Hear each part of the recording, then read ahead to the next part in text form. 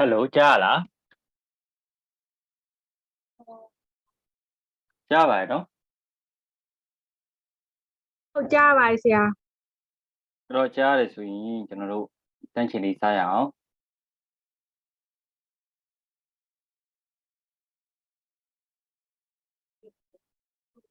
Hình thế gì nhau bị lá? Ok xìa. Thế để thay. Chỉ lá. Thế thay chỉ lá. Chỉ nó. Thay à cả chỉ lá.ရှိတယ်ဆရာ Chế xin lên. Chế xin lên chỉ lá. Chỉ nó. Chế xin ta chỉ lá. Không chi bài xìa. Mấy tụi tê cả mà chỉ nó. Mẹ suy thay chỉ lá. Này lên thôi chỉ lá. Ok xìa. Người thuê hành chỉ lá. Chỉ nó. Người lên lại ông chỉ lá. Sư sản chỉ lá. Tụi mô chỉ lá. Chỉ nó. Chế xin lên là chỉ bảo đấy chế xin lên à. Mai mới xin biểu thì này.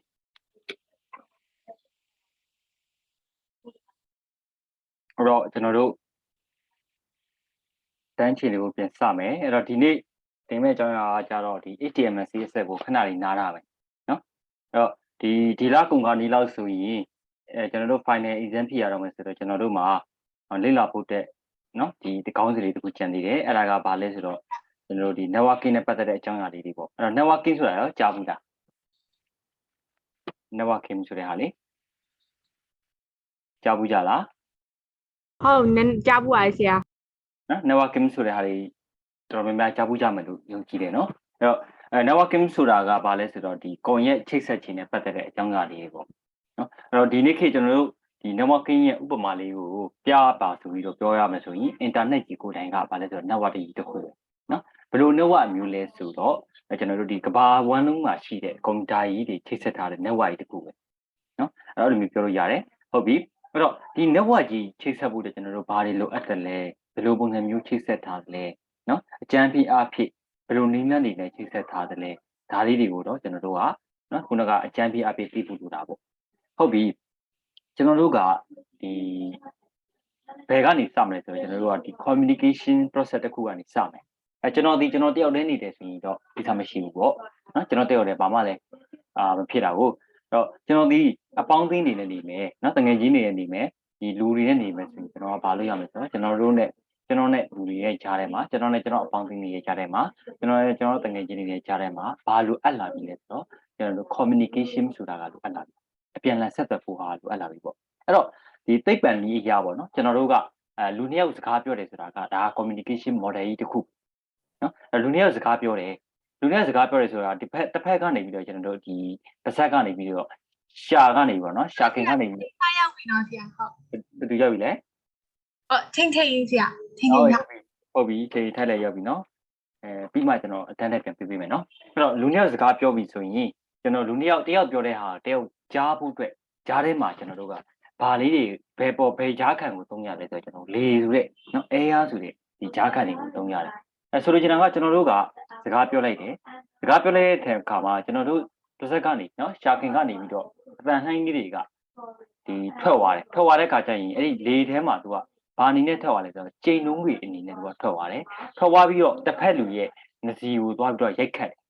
တဲ့ခါမှာကျွန်တော်တို့ကအဲ့ဒီတုံခါမှုအလိုက်အတန်လေးတွေကိုဖွင့်ချပြီးကျွန်တော်တို့ကြားကျင်တဲ့အတန်တွေကိုကြားရတယ်ဒါကပြီးကျွန်တော်တို့ကအခြေခံကျဆို communication model တစ်ခုပဲအဲ့ဒီ model တစ်ခုမှာဆိုရင်ကျွန်တော်တို့အနေနဲ့ဘာတွေကိုတွေ့ရလဲဆိုတော့နော်စကားပြောတယ်ဆိုတဲ့နေရာမှာနော်စကားပြောတယ်ဆိုတဲ့နေရာမှာဘာတွေကိုတွေ့ရလဲဆိုတော့ဒီဘက်ကတယောက်တွေ့ရတယ်နော်ဒီဘက်မှာကကျွန်တော်တယောက်တွေ့ရတယ်ပေါ့အဲ့တော့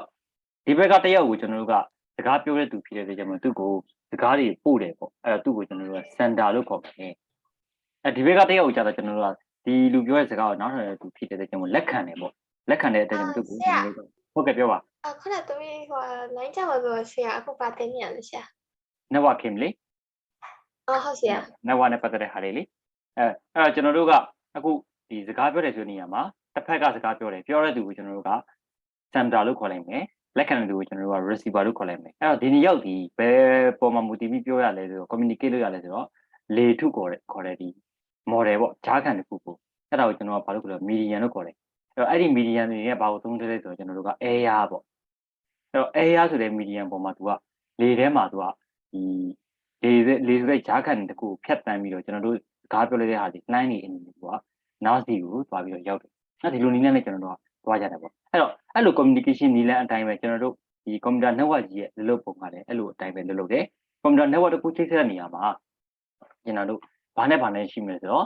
sender လို့ခေါ်တဲ့ပေးပို့တဲ့သူရှိမယ် receiver လို့ခေါ်တဲ့လက်ခံတဲ့သူရှိမယ်ကြားထဲမှာကျွန်တော်တို့ sender နဲ့ receiver နဲ့ကြားထဲမှာ median တစ်ခုရှိမယ်ဒါကြီးတင်နေတယ်ကျွန်တော်တို့က communication ခြေခံကျဆို communication model တခုပဲအဲ့လိုပြောလိုက်လို့ကျွန်တော်တို့ကအမြဲတမ်း sender လားကျွန်တော်အမြဲတမ်း receiver လားဆိုတော့မဟုတ်ဘူးကျွန်တော်တို့ဒီခါတရံမှာကျွန်တော်တို့ရဲ့ဓာတ်ပုံတွေကိုအားလုပ်တယ်ပို့တယ်ဆိုတော့ကျွန်တော်တို့ကိုယ်တိုင်က sender ပြောရပြီးတော့ခါတရံမှာကျွန်တော်တို့လက်ခံတယ်ဆိုရင်ကျွန်တော်တို့ကိုယ်တိုင်က receiver ဖြစ်သွားတယ်အဲ့တော့ကျွန်တော်တို့ဒီ sender ပဲဖြစ်ဖြစ် receiver ပဲဖြစ်ကျွန်တော်တို့ဒီဘယ်အရာပုံမှာဖြတ်တန်းပြီးသွားရလဲဆိုတော့ median လို့ခေါ်တဲ့ကြားခံနေရတဲ့ကိုဖြတ်တန်းပြီးသွားရတယ်ပေါ့အဲ့တော့အဲ့ဒါကိုကျွန်တော်တို့ကအကျယ်တဝိတ်ပြန်ပြီးရှင်းပြမယ်အဲ့တော့အဲ့လို median လို့ပြောလိုက်ပြီဆိုတာ ਨੇ နော်အဲ့လိုကြားခံနေလို့ပြောလိုက်ပြီဆိုတော့ ਨੇ အဲ့ဒီ median မှာလေအမျိုးအစားအနေနဲ့ကျွန်တော်တို့ဘယ်နှခုရှိလဲဆိုတော့အုပ်စု3ခုကျွန်တော်တွေ့ရတယ်နော်အုပ်စု 2ခုတွေ့ရတယ်နော်အဲ့တော့အုပ်စု2ခုကဘာတွေလဲဆိုတော့ကျွန်တော်တို့ကဒီ guided median နဲ့ unguided median ဆိုပြီးတော့ပြရတယ်အဲ့တော့ခုနကပြောပြတဲ့ဥပမာလေးမှာဆိုရင်ကျွန်တော်တို့ကစကားပြောတယ်ဆိုတဲ့ဒီ communication နဲ့ပတ်သက်တဲ့ဥပမာလေးကိုပြထားခဲ့ရပါပေါ့အဲ့တော့စကားပြောတယ်ဆိုတဲ့နေရာမှာကျွန်တော်တို့ဘာကျိုးမှမလို့ဘာဖြစ်လို့လဲဆိုတော့ကျွန်တော်လေထုကြားခံတွေကိုသုံးပြီးတော့သွားတယ်ပေါ့အဲ့တော့အခုတစ်ခါကျတော့ကျွန်တော်ပြန်ပေးရမယ့်အရာကကျွန်တော်စကားပြောတာမဟုတ်ဘဲနဲ့ electronic device တွေချင်းနော် electronic ပစ္စည်းလေးတွေချင်း computer laptop နော်ကျွန်တော် mobile phone နော် radio ဆိုတော့အဲ့လိုမျိုး electronic device တွေလက်စစ်သုံးရတဲ့ device တွေချင်းကြားထဲမှာ communicate လုပ်ဖို့အတွက်ဆိုရင်ဘာလို့လဲဆိုတော့ median လို့ပြောတယ်အဲ့ဒီ median ကိုကျွန်တော်ဘာလို့ခေါ်လဲဆိုတော့ transmission median လို့ခေါ်တယ်အဲ့ transmission median လေနော်မျိုးစားခွင့်မစင်2မျိုးတွေ့ရတယ် wire လို့ခေါ်တဲ့ transmission median နဲ့ wireless လို့ခေါ်တဲ့ transmission median ကိုမျိုးတွေ့ရတယ်ဒီနေ့ခေတ်မှာဆိုရင် wireless နည်းပညာတွေဒီအများကြီးထွန်းကားလာတယ်ပေါ့နော်ဥပမာအဖြစ် bluetooth တို့နော် IR တို့နော်ကျွန်တော်တို့ဒီဟိုပါပေါ့Bluetooth IR နောက်ပြီးကျရင်ကျွန်တော်တို့ဘာရှိအောင်မလဲဆိုတော့ဟိုပါပေါ့ Wi-Fi တို့နော်စာဖြစ်အဲ့လိုမျိုးဟာတွေဒီအကုန်လုံးဒီ satellite တို့စာဖြစ်အဲ့လိုမျိုးဟာတွေအကုန်လုံးဒီဘာလဲဆိုတော့ wireless media တွေဖြစ်တယ်နော်ကျွန်တော်တို့အဲ့လိုမျိုးမဟုတ်ဘဲနဲ့ဒီကျိုးတွေနဲ့ချိတ်ဆက်ပြီးတော့တွက်တန်းပြီးတော့အသုံးပြုထားတဲ့ဟာတွေအကုန်လုံးဒီဘာတွေလဲဆိုတော့ wire medium ဖြစ်တယ်အဲ့တော့ wire medium ကိုတနည်းအားဖြင့်ကျွန်တော်တို့က guided medium လို့ခေါ်ပြီးတော့ wireless medium ကိုတနည်းအားဖြင့်ကျွန်တော်တို့က unguided medium လို့ခေါ်တယ်အဲ့တော့ wire medium မှာလည်းကျွန်တော်တို့ကထပ်ပြီးတော့ဒီစာခွဲမယ်ဆိုရင်ဘယ်နှမျိုးတွေ့ရလဲဆိုတော့3မျိုးထပ်တွေ့ရတယ်အဲ့ဒါကဘာလဲဆိုတော့ twisted pair coaxial cable fiber optic ဆိုပြီးတော့3မျိုးထပ်တွေ့ရတယ်နော်အဲ့တော့ wireless medium မှာကျွန်တော်လောလောဆယ်ကတော့အမျိုးအစားတော့မခွဲသေးဘူးပေါ့ဟုတ်ပြီနော်အဲ့တော့ဒီနေရာမှာကျွန်တော်တို့ကနည်းနည်းလောက်ပို့ပြီးတော့ဒီနားလည်လွယ်အောင်ဆိုပြီးကျွန်တော်ကဘယ်ကနေစပြီးရှင်းပြမယ်ဆိုတော့ fiber optic cable ကနေစပြီးရှင်းပြမယ်နော်အဲ့တော့ fiber optic cable ဆိုတာဘာလဲပေါ့ကျွန်တော်တို့ဒီနေ့ခေတ်သုံးနေတယ်နော်အိမ်မှာ wifi ချိတ်ပြီးသုံးနေတယ်လစဉ်ကြီးဘလောက်ပေးပြီးသုံးနေတယ်ဆိုတဲ့ဟာကဘယ်ကလာတဲ့ဟာပေါ့လဲဆိုတော့ကျွန်တော် fiber ကြိုးတွေစီကနေလာတဲ့ဟာပဲအဲ့တော့ fiber ကြိုးတွေစီကနေလာတဲ့ဟာဆိုတော့ကျွန်တော်တို့မှာ internet သုံးပြီးတဲ့ပုံစံလေးတွေတချို့သိထားဖို့လိုတယ်ဒီနေရာမှာ internet သုံးပြီးတဲ့ပုံစံလေးတွေကအမျိုးမျိုးရှိတာပေါ့နော်တနေရာနဲ့တနေရာဒီ data တစ်ခုနဲ့တစ်ခုနဲ့ပုံမူတည်ပြီးတော့အသုံးတဲ့ပုံစံချင်းကလည်းမတူဘူးအများသောအားဖြင့်ကျွန်တော်တို့ဘာသုံးလဲဆိုတော့ဒီ FTTH ဆိုတဲ့ဟာလေးကိုသုံးတယ်နော်FTTH ဆိုတာကဘာလဲဆိုတော့ fiber to the home ပေါ့နော်ပြီးရင်ကျွန်တော်ဘာရှိတယ် broadband ဆိုတာရှိတယ်နော် broadband internet နော်နောက်ဘာရှိအောင်လဲဆိုတော့ကျွန်တော်တို့ကဒီနော်ဒီ enormous ရဲ့နော်ကျွန်တော်တို့ satellite internet ပေါ့ Starlink လိုမျိုး satellite internet ပေါ့အဲ့လိုမျိုးသုံးကျွန်တော်တွေ့ရတယ်အဲ့ဒီနေရာမှာနော်ဒီနေရာမှာကျွန်တော်တို့က FTTH ဆိုတာကဘယ်ကလာလဲဆိုတော့ရေအောက်ကနေပြီးတော့နော်ပင်လယ်ရေအောက်ကနေပြီးတော့သွယ်တန်းထားတဲ့fiber ကြိုးတွေစီကနေပြီးတော့လာတယ်အဲ့ဒီ fiber ကြိုးတွေစီကလာတဲ့ internet တွေဒီကျွန်တော်တို့ရဲ့နော်အိမ်တွေထိရောက်လာတယ်နော်ကျွန်တော်တို့အိမ် wifi ထိရောက်လာပြီးတဲ့အခါမှာကျွန်တော်အိမ် wifi router ကြီးပါနော်ကျွန်တော်အိမ်ရဲ့ wifi router ကြီးမှာသွားပြီးတော့ကျွန်တော်တို့ fiber ကြိုးတွေထုတ်လိုက်တယ်အဲ့ကနေမှတစ်စစ် အဲ့ဒီ router ကနေမှတစ်စိကျွန်တော်တို့ wireless media အနေနဲ့ပြန်ပြီးတော့ wireless အနေနဲ့ပြန်ပြီးတော့ flip တင်ပေးတယ် flip ပေးတဲ့ဟာကိုကျွန်တော်တို့ကဖိုင်းပြီးတော့သုံးဆွဲတယ်ဒါဒီပင်နေပါလဲဆိုတော့ကျွန်တော်တို့က fiber ဂျိုးကနေလာတဲ့ internet ပေါ့နောက်တစ်မျိုးကကျတော့ဗါလဲဆိုတော့ broadband internet ကတနည်းအားဖြင့်ဘယ်ကနေလာတဲ့ internet လဲဆိုတော့ tower တိုင်ကနေလာတဲ့ internet ပေါ့ကျွန်တော်တို့ကြားဘူးကြမှာပါမဟာnet တို့ memo net တို့နောက်ကျွန်တော်တို့ဒီ telenor broadband fiber တို့လေဒီဆက်လေးတေးသေးလေးတစ်လုံးဝယ်လိုက်ရင်ပဲအဲ့ဒီထဲကိုကျွန်တော်တို့ကဒီ SIM card တွေတကက်ထည့်ထားတယ်အဲ့ဒါကြီးကိုကျွန်တော်လက်ဆင့်ကြီးပြီးတော့သုံးတာပေါ့အဲ့လိုမျိုးဟာတွေပေါ့နော်ကျွန်တော်တို့ဖုန်းတွေထဲမှာထည့်ပြီးတော့သုံးတဲ့ SIM card ဖုန်း SIM card ကနေသုံးတဲ့ internet ကြီးကိုယ်တိုင်ကလည်းဗါလဲဆိုတော့ broadband internet ထဲမှာပါတယ်သူဒီဘယ်လိုပုံစံမျိုးလာလဲဆိုတော့ wire ဂျူးနဲ့လာတာမဟုတ်ဘူး wireless media အနေနဲ့လာတယ်သူဒီဘယ်ကလာတဲ့ internet ဆိုတော့ tower တိုင်ကလည်းအနေနဲ့လာတယ်နော်ကျွန်တော်တို့ဒီမြို့တစ်မြို့ရဲ့ area မှာ tower တိုင်အများကြီးထောင်ထားတယ်အဲ့ဒီ tower တိုင်နဲ့ဘယ်နှမိုင်ပတ်လဲအတွင်းနော်သုံးရတယ်ဆိုရင်ရတယ်အဲ့ဒီ tower တိုင်မရှိတဲ့နေရာဆိုရင်တော့မရတော့ဘူးပေါ့နော်အဲ့တော့ခုနက fiber ဂျိုးရတယ်လို့ပဲ fiber ဂျိုးတွေ့တန်းထားတဲ့နေရာဆိုရမယ်မတွေ့ထားတဲ့နေရာဆိုမရဘူးပေါ့အဲ့လိုမျိုးပဲနော်နောက်တစ်ခုကျတော့ဗါလဲဆိုတော့ satellite internet ဒါကတော့ကျွန်တော်နည်းနည်းလေးစားသွားပြီနော် satellite internet ဆိုတာကျတော့ဗါလဲဆိုတော့ကျွန်တော်တို့ဒီကဘာကြီးအပြင်ဘက်ကိုဂျိုးတုတွေတင်ထားတယ်အဲ့ဒီဂျိုးတုကနေ fill ချလိုက်တဲ့အရာလေးတွေကိုကဘာရဲ့မြည်သည့်နေရာကနေမျိုးဖမ်းယူပြီးတော့သုံးဆွဲနိုင်တဲ့ internet လိုမျိုးပေါ့အဲ့သူ့မှာကျတော့ကျွန်တော်တို့ဂျိုးတွေလည်းမလိုဘူးတာဝါတိုင်တွေလည်းမလိုဘူးကျွန်တော်တို့ဒီ satellite ကိုဖမ်းယူနိုင်တဲ့ electronic ပစ္စည်းအကောင်းစားတစ်ခုရှိတယ်ဆိုရင်ဖမ်းယူပြီးတော့သုံးဆွဲလို့ရသွားပြီပေါ့ဒါမျိုးဆိုရင်ကျွန်တော်တို့က amazing story တွေထက်မှလိုမျိုးနော်လုံးဝကျွန်တော်တို့ internet မရှိတဲ့ခန္ဓာရတွေထဲမှာလိုမျိုးအဲ့လိုမျိုးနေရာတွေမှာကျွန်တော်သုံးလို့ရနိုင်တဲ့ internet မျိုးစားလေးတစ်မျိုးပေါ့အဲ့တော့ဒီနေရာမှာကျွန်တော်တို့ကနမူနာအနေနဲ့ဥပမာအနေနဲ့ဒီ satellite internet ကြောင့်နည်းနည်းလေးအကျယ်ပြည့်ကျတော့ပြောရမယ်ဆိုရင်ဒီ enormous ဆိုတဲ့နော်ဤပညာနဲ့ပတ်သက်တဲ့ထေးတယောက်ရှိတယ်ပေါ့နော်အဲ့တော့သူ့ရဲ့ satellite သူ့မှာဘာရှိတယ် satellite internet ရှိတယ်အဲ့ဒီ satellite internet ကိုကျွန်တော်ဘာလို့ခေါ်လဲ Starlink လို့ခေါ်တဲ့ satellite internet တခုရှိတယ်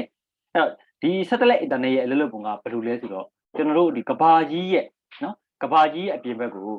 ဒီစပွဲတပွဲစာလောက်ပဲနော်စပွဲတခုံစာလောက်ပဲရှိတဲ့ဂျိုတုတေးသေးလေးတွေအများကြီးသူကတွေ့တင်ထားတယ်အဲ့ဒီဂျိုတုတွေကနေရတစ်စိပေါ့နော်တွေ့ချလိုက်တဲ့ signal လေးတွေကိုကျွန်တော်ပြန်ပြီးဖမ်းယူပြီးတော့သုံးဆွဲရတဲ့ internet အဲ့တော့အဲ့ဒီ satellite internet ကိုနော်ဒီ satellite internet ကိုသုံးဆွဲနေကြတဲ့သူတွေကလည်းအများကြီးရှိနော်ရှိတဲ့ထဲမှာကျွန်တော်မြန်မာနိုင်ငံဘက်ကလူတွေတော့သိမပါဘူးပေါ့ဘာဖြစ်လို့လဲမြန်မာနိုင်ငံမှာမရှိဘူးလို့တော့မဟုတ်ဘူးမြန်မာနိုင်ငံမှာလည်း satellite internet ကိုသုံးဆွဲနေတဲ့အပိုင်းတွေရှိတယ်ဘယ်နေရာမှာသုံးဆွဲနေရလဲဆိုတော့ကျွန်တော်တို့ဒီဟိုပါပေါ့ဘယ်လိုပြောရမလဲဒီမြန်မာနိုင်ငံမှာဆိုရင်ရတနာပုတ်တယ်လီကွန်ပေါ့နော်ဒီ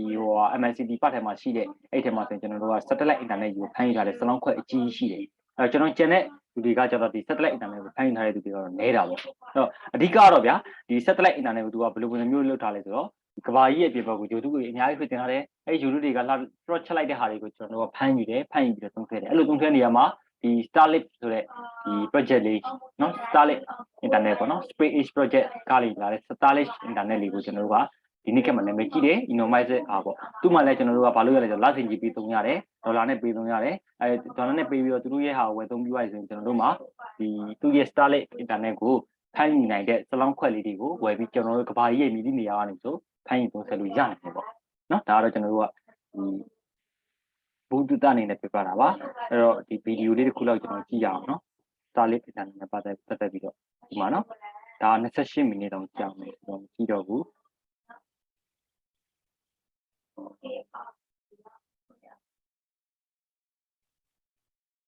နော်ဒီရလေးချက်ကြည့်ပါလား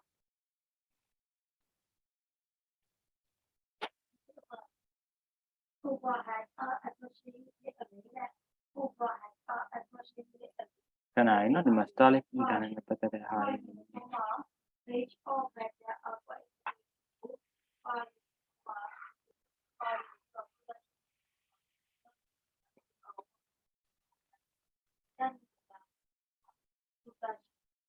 နော်ဒီမှာဒီဗီဒီယို2မိနစ်ကြာဗီဒီယိုလေးပဲကြည့်လိုက်နော်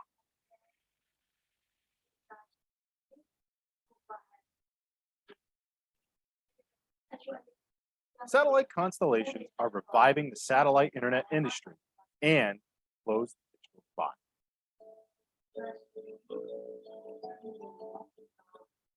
Satellite constellations, or satellite swarms, are system popular providers like Starlink. ခဏလေးနော်ဒီဗီဒီယိုလေးမဟုတ်ဘူးဒီကျူထဲမှာပဲလက်ချရတော့မှာ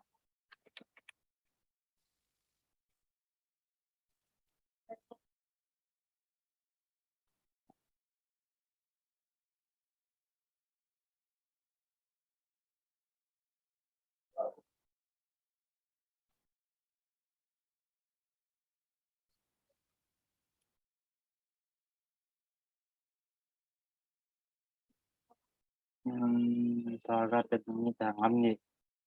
နော်ဒီလေးကြည့်လိုက် You're looking at 60 satellites hurtling into the sky. And over the next few decades, Elon Musk is hoping to send 42,000 of these satellites to space, 15 times the number of operational satellites in orbit today. It's part of Starlink, the expansive constellation from Musk and SpaceX that hopes to bring the world low-latency, high-speed internet, promising no more buffering and nearly instantaneous internet in every corner of the world. But experts worry it may come at a hefty cost for space exploration. Nearly half of the world's population does not have access to the internet, because most internet options require an extensive track of costly underground cables, leaving many rural locations offline. And while satellite internet can reach those areas, traditional satellite internet is provided by a bus-sized spacecraft that is launched 22,236 miles into space in orbit around Earth. that distance means the satellite can reach places that cables can't. But since that one satellite is meant to service a lot of people, its data capability is limited, which then limits connection speeds. And that signal has to travel a long way, creating a lot of lag. This is where Elon Musk and SpaceX come in. Starlink is a globe-encircling network of internet beaming satellites that is trying to get you online no matter where you are in the world. And there's a rather persuading element for SpaceX as well. Elon Musk has said he's just trying to grab a small percentage of a $1 trillion a year telecommunications industry around the world. If SpaceX can pull this off, the company could net about $30 to $50 billion a year. Musk and SpaceX President Gwynne Shotwell say that much money could single-handedly fund the development of Starlink, Starship, and SpaceX's Mars launch infrastructure. As of early October, SpaceX has launched more than 700 satellites into orbit, with a plan to release a total of 12,000 over the next 5 years, half of them by the end of 2024. And Musk wants to add another 30,000 to that, coming to a total of 42,000 satellites circling Earth. All of these satellites will also be much closer, anywhere from 200 to 400 miles above the planet in low Earth orbit. This reduces the connection delay that is found with traditional internet satellite. Once in orbit, these Starlink satellites will be constantly on the move, which is why so many are necessary. The problem is you have to have many satellites orbiting to make up for the fact that you can't stay in one spot above the Earth, because you need several satellites overhead at any one time to cover many users. Every satellite will connect with several others via laser beams, creating something like the network's backbone. And to actually bring this internet into your home, you'll need to get a pizza-sized antenna. This phased array antenna can aim its beam at whatever satellite is overhead, which will maintain an internet signal in your home. But this scheme isn't without problems. Starlink satellites are bright. They reflect the sunlight and shine it back towards Earth, so they end up looking like bright, moving stars. As cool as it may look, that comes with problems. Starlink satellites are most visible in the night sky right before dawn and right after dusk, which is the exact time that astronomers are hunting for near-Earth objects or asteroids, objects that could hit Earth and possibly harm us. And as more satellites go up, so does the likelihood that they'll interfere with astronomers' views. If Starlink continues to be a problem for these type of sky surveys, we may not have as much notice as we want to detect a near-Earth object and thwart it and prevent it from hitting Earth. Beyond detecting deadly asteroids, the wall of satellites could also obstruct the search for new planets or even black holes. SpaceX realized it had to do something, and it did. It created what's called a darksat, which is a satellite that has all of its shiny parts coated in a very black, dark material. It also tried adding visors to shield those shiny parts from the ground. But unless the satellites are cloaked like a spaceship in Star Trek, technology that does not exist, none of this will fully solve the problem. And even if it did, there is a much bigger issue at hand. There's a concern about space debris because when you have so many satellites in the closest, tightest, densest orbits around Earth, there's a higher chance that those satellites could collide with each other or with other satellites. Those crashes would create clouds of debris that can orbit the Earth for years, decades, or even centuries. And that debris can then disable or cause other satellites to crash into each other, creating even more debris, and this problem spirals out of control in an effect called the Kessler syndrome. And if we reach that, then essentially space is too unsafe to access. To be clear, the risk of a runaway Kessler syndrome is very low. but the potential impacts of that are so high that scientists are working very hard to control such an event from ever happening. SpaceX has said its satellites can automatically move out of the way to avoid collisions. But dozens of SpaceX satellites are already disabled and can't move at all, posing a potential threat. And those concerned with SpaceX's plans are lobbying the FCC to rein in the company and more strictly regulate low Earth orbit. And that could make it more expensive and harder to deploy the planned 42,000 satellites. But it doesn't stop at Starlink. Amazon's Kuiper project, OneWeb, China's Hongjian, and other projects are looking to challenge SpaceX by launching their own global networks of hundreds or thousands of satellites. If they all got their way with little to no regulation, we could end up with 100,000 satellites encasing our planet within the next 10 years, dramatically increasing. ဟုတ်ပြီနော်ဒါတော့ဒီဗီဒီယိုလေးကတော့ဒီရှင်းပြတဲ့ပုံစံလေးကတော့နည်းနည်းတော့ရှုပ်လို့ရှိတယ်အဲ့တော့တကယ်တမ်းကျတော့ကျွန်တော်တို့ကဒီဂျိုဒူးကနေပြီးတော့အင်တာနက်သုံးဆွဲဖို့တက်ဆိုရင်ကျွန်တော်တို့ကဘာကြီးရဲ့အပြင်ဘက်ကိုဂျိုဒူးလေးတွေထွတ်တင်ထားရပါတော့เนาะအဲ့တော့အဲ့ဂျိုဒူးရဲ့ပမာဏကလည်းအနည်းဆုံးကျွန်တော်တို့เนาะဘယ်ရစားလောက်ရှိပြီလဲဆိုတော့ကျွန်တော်တို့ဒီ bus car တစ်စီးပေါ့เนาะကျွန်တော်တို့ဥပမာအားဖြင့်ပြောမယ်ဆို YB ရဲ့တစ်စီးစားလောက်ရှိတယ်ပေါ့ဒါပေမဲ့ဒီ Elon Musk ရဲ့ဒီ SpaceX project မှာလုပ်ထားတဲ့ Starlink internet တဲ့တုံးတဲ့เนาะကျွန်တော်တို့ဒီဂျိုဒူးကကြတော့အဲ့လိုကြီးမကြည့်ဘူးဘွဲခုံတခုံစားလောက်ပဲရှိတယ်အဲ့လိုဂျိုဒူးတွေအများကြီးကျွန်တော်အပြင်ကိုအာကာသပြင်ကိုဖြစ်တင်လိုက်တယ်ဖြစ်တင်လိုက်ပြီးတော့သူကဖက်ချက်ပြီးတော့เนาะဒီတော့ကိုရက်လူမျိုးကပြန်ချိတ်သွားတာအဲ့တော့အဲ့ဟာတွေကဖြည်းဖြည်းနဲ့ကျွန်တော်ရွေလျားနေတယ်ပေါ့အဲ့တော့အဲ့လို plot တင်တဲ့နေရာမှာလဲကျွန်တော်တို့ဒီတွေးဆယ်လေးချက်တော့ရှိလာတာပေါ့နော်ဘာဖြစ်လို့ကျွန်တော်တို့ကပြန်မကြတာလဲပေါ့နော်ဂျိုဒူတွေကကဘာမီအပြင်ဘက်ကိုရောက်လာတဲ့ခါကျရင်ဘာဖြစ်လို့ပြန်မကြလာလဲဒါမှမဟုတ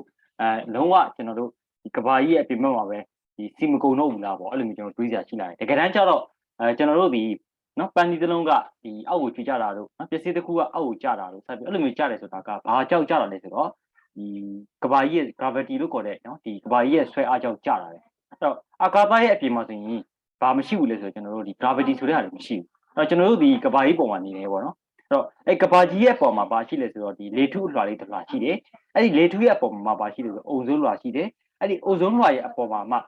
အဲ့ဒီအပေါ်ရောက်သွားပြီဆိုရင်ကျွန်တော်တို့ကဘာဖြစ်သွားလဲဆိုတော့ကဘာဆွဲအားကနေပြီးတော့လော့သွားပြီအဲ့အလွှာတွေကိုဘာလို့ခေါ်လဲဆိုတော့ကျွန်တော်တို့ကကဘာရဲ့ပတ်လမ်းကြောင်းအတိုင်းလိုက်ပြီးတော့ဒီမျောပြီးတော့လက်ပတ်နေမဲ့အလွှာတွေကိုဘာလို့ခေါ်လဲဆိုတော့ကျွန်တော်တို့ကကဘာပတ်လမ်းကြောင်းလို့ခေါ်တယ်နော်ကဘာကြီးလည်နေတဲ့အတိုင်းကဘာကြီးလည်နေတယ်သို့တော့ကဘာကြီးအောက်ဘက်ကိုတော့ပြန်မကျဘူးကဘာကြီးလည်နေတဲ့အတိုင်းကျွန်တော်တို့ကဘာကြီးကလည်တဲ့အတွက်ကြောင့်မလို့ကျွန်တော်ဖိစိတ်သဘောတရားအရာဆိုရင် momentum လို့ခေါ်တဲ့အဟုန်ဆိုတဲ့ဟာတွေတကူတော့ရှိနေမှာပေါ့နော်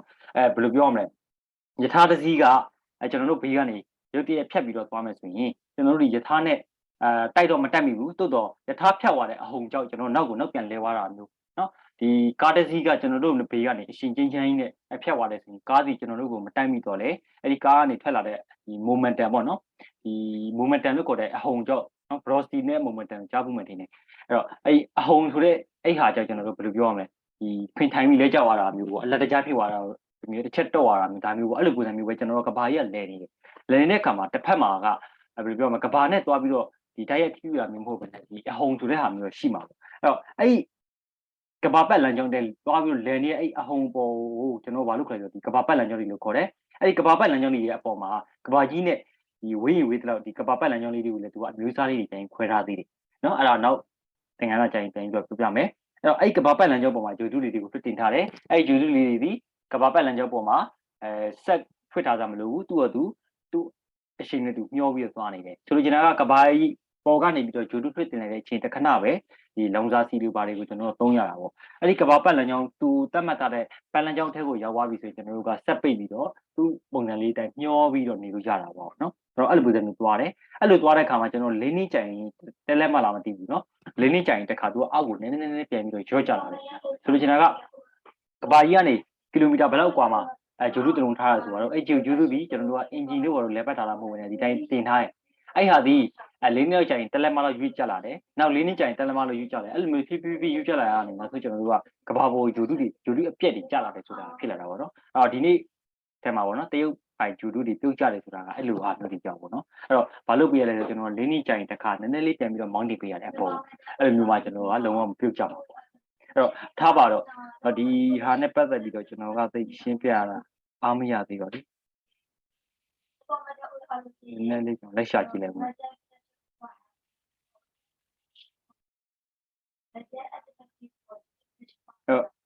ဒါကြီးချက်ကြည့်နေကြ SpaceX has revealed plans to launch so many Starlink satellites into space to improve connectivity and reduce cost. If the tech company is able to deploy as many satellites into space as possible, this move will revolutionize internet connectivity as we know it. In fact, it will change the global online space with the aid of high-tech infrastructure. In this video, we will tell you all you need to know about SpaceX's Starlink satellites and what they portend for the future. Starlink is a constellation of satellites currently under construction by SpaceX. The goal of these satellite networks is to provide high-speed internet connection to users across the globe.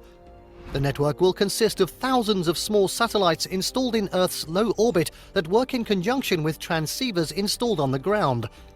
These satellites will be interconnected to provide internet to users connected to it.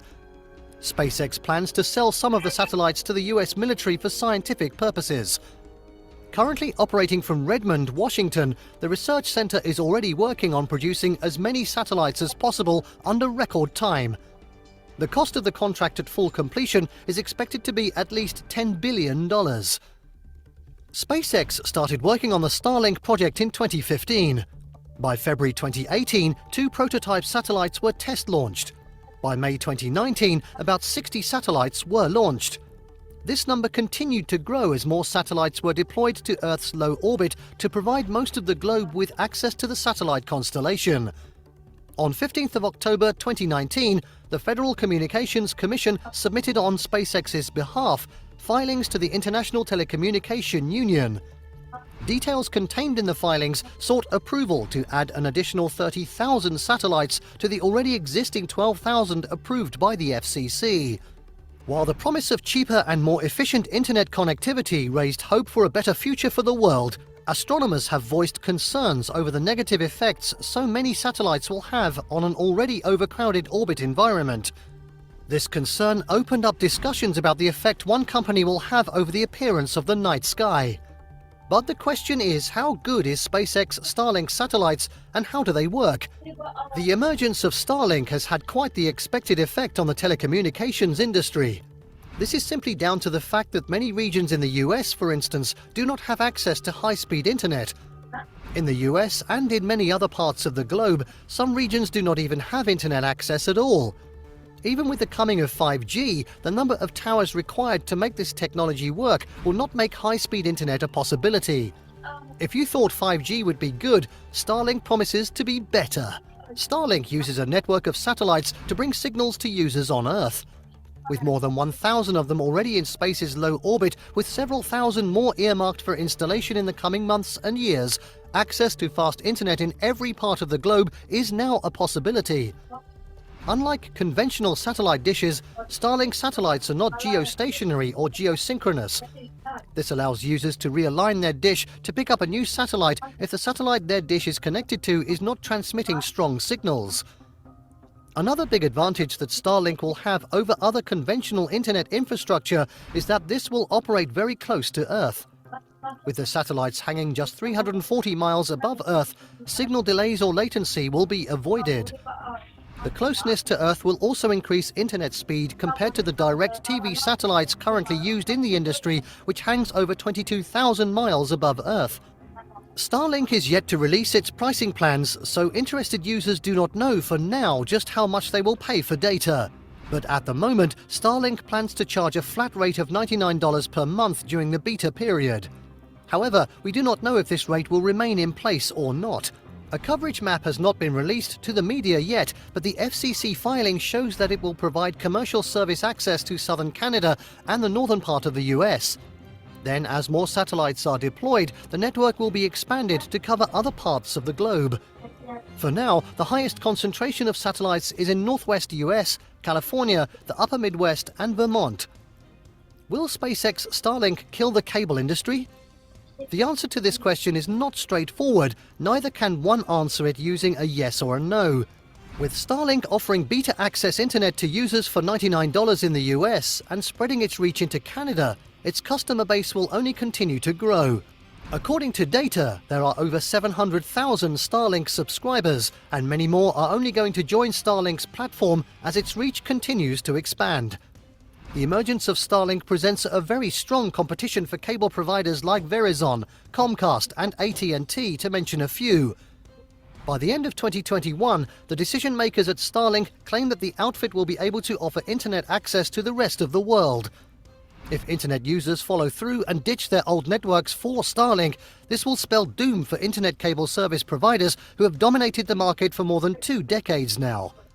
With dwindling revenues, these companies may be forced to innovate or close up shop. While Verizon and Co may bank on their cheap subscription rate to counter Starlink's growth, we should bear in mind that subscribers on average tend to value quality over price. The downside of Starlink is the $499 fee for equipment purchase, but if the company comes up with a cheaper equipment package or provide users with different plans, this won't be a problem. As for the $99 monthly subscription fee, many subscribers will have no problem paying this rate as long as the quality of service they get is top-notch. Furthermore, with plans to increase internet speed with more satellite installations, Starlink hopes to provide users with up to 1 gig speed. With such an internet speed, the $99 monthly fee will represent a bargain compared to the $85 monthly fee Comcast currently charges. SpaceX may be at the forefront of the new age satellite constellation drive, but it is by no means the only firm involved. Amazon and OneWeb are also working on their own satellite projects for high-speed internet too.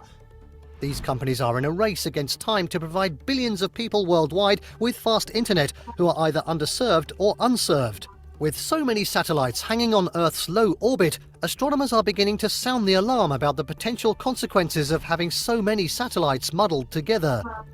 Critics warn of a potential catastrophe caused by satellite collisions, cybersecurity breaches, the impact so many satellites will have on the environment and human health, and not to mention the impact they will have on astronomical observations. Some critics also argue that too many satellites will ruin the beauty of the night sky. These concerns will continue to grow ever louder as SpaceX, Amazon and OneWeb continue to add to their satellite fleet. Amazon alone plans to deploy more than 3,200 satellites under its Project Kuiper network. If this trend continues, we might just have tens of thousands of satellites in Earth's low orbit in the coming decade. What effects these constellations will have on the Earth is something we will never know, but as the saying goes, only time will tell. Starlink satellites will provide high-speed internet to users all over the globe, and this development has divided opinion. Some people welcome the development, while others believe that having so many satellites in low orbit will have adverse effects on our way of life. So, do you think Starlink will be good for the world like SpaceX claims, or are the critics right? Let us know your thoughts by leaving a comment. Also, kindly subscribe to our channel for more videos. Thanks for watching. Hello ကြားရလား ဟုတ်ကဲ့ကြားပါဆရာ ရှိကြသေးရလားဗီဒီယိုကြီးပဲထိုင်ကြည့်ခင်တော့ပြင်သွားကြပြီလား ရှိပါတယ်ဆရာ Okay okay အဲ့တော့ဒီလောက်ဆိုရင်ကျွန်တော်တို့ဒီ Starlink ဒါနဲ့ပတ်သက်ပြီးတော့တော်တော်များများသိသွားလောက်ဖြစ်နေပေါ့နော်အဲ့တော့ဒီမှာကျွန်တော်တို့ကအခုဒီနေ့သင်ခန်းစာလေးမှာကလေတကယ်တမ်းကျတော့ဒီ internet အကြောင်းကိုကျွန်တော်တို့ကဒီ YouTube နဲ့ပတ်သက် YouTube တွေနဲ့ပတ်သက်တဲ့ internet အကြောင်းကိုပြောဖို့တော့ရည်ရွယ်ချက်တော့မရှိဘူးเนาะဒါပေမဲ့ကြုံလို့ပြောလိုက်တာပါအဲ့တော့ဒီနေ့သင်ခန်းစာမှာကျွန်တော်တို့အဓိကထားပြီးပြောမယ်အကြောင်းအရာတွေကဘာလဲဆိုတော့ဒီ fiber နဲ့ပတ်သက်တဲ့အကြောင်းအရာတွေเนาะအဲ့တော့ fiber ဆိုတာဘာလဲဆိုတော့တကယ်တမ်းတော့ fiber ဆိုတာကကြိုးလေးတစ်ချောင်းပဲအဲ့တော့ဒီ fiber ဆိုတဲ့ဒီကြိုးတစ်ချောင်းကနေလာတဲ့ internet ကိုကျွန်တော်တို့ကဘယ်လိုပုံစံမျိုးအသုံးပြုနေလဲဆိုတာကိုသိချင်နေဆိုရင်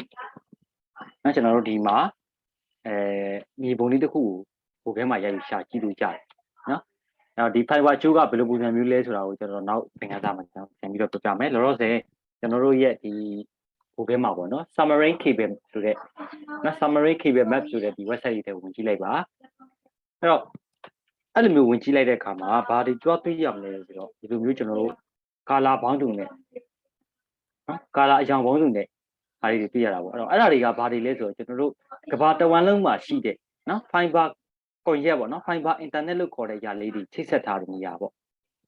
နော်အဲ့တော့အဲ့မြေပုံလေးတွေကိုပြထားတာရုပ်တရက်ကြည့်မယ်ဆိုရင်ကျွန်တော်တို့ကအများကြီးပဲရှုပ်ချက်ခတ်နေလို့เนาะအများကြီးပဲပေါ့အဲ့တော့ဒီဟာလေးတွေကဘာလဲဆိုတော့ပင်လယ်ရေအောက်ကျမ်းမြေကနေပြီးတော့ကျွန်တော်တို့ရဲ့เนาะဒီဟာဒီကိုပေါ့เนาะဒီပြန်ပြီးတော့ကုန်းမြေဒီပိုင်းကုန်းဒီပိုင်းတွေကိုပြန်ပြီးတော့ချိတ်ဆက်ထားတဲ့ဟာတွေပေါ့အဲ့ဒီဟာမှာကျွန်တော်ကြည့်မယ်ဆိုရင်ကာလာဘောင်းစုရှိတယ်နာမည်ဘောင်းစုရှိတယ်ပေါ့ ကိုကတော့ကိုယ်နိုင်ငံနဲ့သက်ဆိုင်တာအရင်ကြည့်မယ်ပြီးမှကျန်တဲ့နိုင်ငံကိုကြည့်မယ်ဒါဆိုရင်ကျွန်တော်ဘာလို့ရတယ်ဆိုတော့ဒီမှာ search ပိုင်းဆိုတဲ့နေရာမှာဘာလို့ရလဲဆိုတော့မြန်မာလို့ရိုက်ထည့်ပြီးရှာကြည့်လို့ရတယ်အဲ့တော့ connected to မြန်မာပေါ့မြန်မာနိုင်ငံနဲ့ချိတ်ဆက်နေတဲ့ຢာတွေကဘာတွေလဲပေါ့အဲ့လိုမျိုးသွားကြည့်လိုက်တဲ့အခါမှာဒါမြန်မာနိုင်ငံမြေပုံလေးတစ်ခုတွေ့ရတယ်မြန်မာနိုင်ငံကိုလာရောက်ချိတ်ဆက်ထားတဲ့ fiber အကျိုးအနေနဲ့ဘယ်နှကျိုးသွားတွေ့ရလဲဆိုတော့တစ်ကျိုးနှစ်ကျိုးသုံးကျိုးလေးကျိုးတွေ့ရတယ်အဲ့တော့အဲ့ဒီကျိုးလေးတွေရဲ့နာမည်လေးတွေကိုသွားကြည့်မယ်ဆိုရင်ကျွန်တော်ဒီမှာဒီကျိုးနာမည်ကဒီကျိုးပုံမှာသွားထားလိုက်တဲ့အခါကျရင်သူကဘာလို့နာမည်ရေးထားလဲဆိုတော့CMV5 တဲ့နော် CMV5 ဆိုတာကတစ်ကျိုးနောက်အောက်ကကျိုးနာမည်ကဘာလဲဆိုတော့အာရှ Pacific Euro AE လားမသိနော်အာရှနော်အာရှအာဖရိက Euro ဆိုတဲ့ AE1 ဆိုတဲ့ကျိုးကတစ်ကျိုးနှစ်ကျိုးပေါ့နော်ဒီမှာက3ကျိုးဆိုတော့စုစုပေါင်းကျွန်တော်တို့ကျိုး5ကျိုးတွေ့ရတယ်ကျွန်တော်စထင်တာက4ကျိုးပဲကြည့်လို့ထင်တာနော်ဒါပေမဲ့ဒီမှာကြည့်လိုက်တော့ဘယ်နှကျိုးတွေ့ရလဲဆိုတော့5ကျိုးတွေ့ရတယ်နောက်ပြီးကျရင်ကျွန်တော်တို့ဒီမှာထပ်ပြီးတော့ဒီတေးကြကြကြည့်လိုက်တဲ့အခါမှာသူဒီနိုင်ငံအစုံကိုချိတ်ဆက်ထားတာမျိုးမဟုတ်ဘူးသူကဒီဟိုဘက်ဒီဘက်နိုင်ငံဟိုဘက်နိုင်ငံထိန်းရဒီဘက်နိုင်ငံထိန်းကိုချိတ်ဆက်ထားတာမျိုးမဟုတ်တွေ့ရဘူးသူကသက်ဆိုင်ရာနိုင်ငံလိုက်ပဲချိတ်ဆက်ထားဥပမာအားဖြင့်ကျွန်တော်တို့ကဒီနေရာမှာ CMV5 ပေါ့နော် CMV5 လို့ခေါ်တဲ့ဒီကျိုးလေးရဲ့ချိတ်ဆက်ထားတဲ့နိုင်ငံကိုနေရာလေးတွေကိုသိချင်တယ်ဆိုဒီနေရာမှာကျွန်တော်ရေးလိုက်မယ် CMV5 ဆိုတဲ့နာမည်လေးကိုကျွန်တော်ရိုက်ထည့်ကြည့်လိုက်တဲ့အခါမှာအဲ့တော့ CMV5 ချိတ်ဆက်ထားတဲ့နိုင်ငံဒီနေရာဒီကျွန်တော်တို့ဒီမှာပြင်သစ်နော် front လို့ခေါ်တဲ့ပြင်သစ်ကနေပြီးတော့ကျွန်တော်တို့ဒီမှာမလေးရှားတူကချိတ်ဆက်အဲ့တော့ဒီတော့ကြည့်လိုက်ရင်ကျွန်တော်နည်းနည်းလေးနားလည်ပါလာပြီဖြစ်တယ်။ဘာလဲဆိုတော့ကျွန်တော်တို့ဒီ fiber internet လို့ပြောလိုက်ပြီးဆိုတော့ ਨੇ ကမ္ဘာပေါ်မှာရှိတဲ့နိုင်ငံပေါင်းနိုင်ငံတွေအကုန်လုံးကျွန်တော်တို့ကတွားရောက်ပြီးတော့နိုင်ငံချင်းစီချိတ်ဆက်တာမျိုးမဟုတ်ဘူး။သူဒီသက်ဆိုင်ရာနိုင်ငံအလိုက်10နိုင်ငံတစု15နိုင်ငံတစု16နိုင်ငံတစုနော်3နိုင်ငံတစု4နိုင်ငံတစုအဲ့လိုမျိုးတွေချိတ်ဆက်ပြီးတော့အဲ့ဒီနိုင်ငံချင်းချင်းကျွန်တော်တို့နောက်ကျိုးတွေတီးတီးနဲ့ပြန်ချိတ်လိုက်တဲ့အခါမှာကမ္ဘာလုံးကိုလွှမ်းခြုံတဲ့ဒီ fiber ကွန်ရက်ကြီးဖြစ်လာတယ်ဆိုတော့အတိထားရမှာပေါ့အဲ့တော့ဒီနေရာမှာလည်းကျွန်တော်တို့ကဒီ AE1 တို့ CMV5 တို့ဆိုတာကဘာလဲဆိုတော့ဒီ fiber ကျိုးကိုနော် develop လုပ်ထားတဲ့နော် fiber ကျိုးကိုတည်ဆောက်ထားတဲ့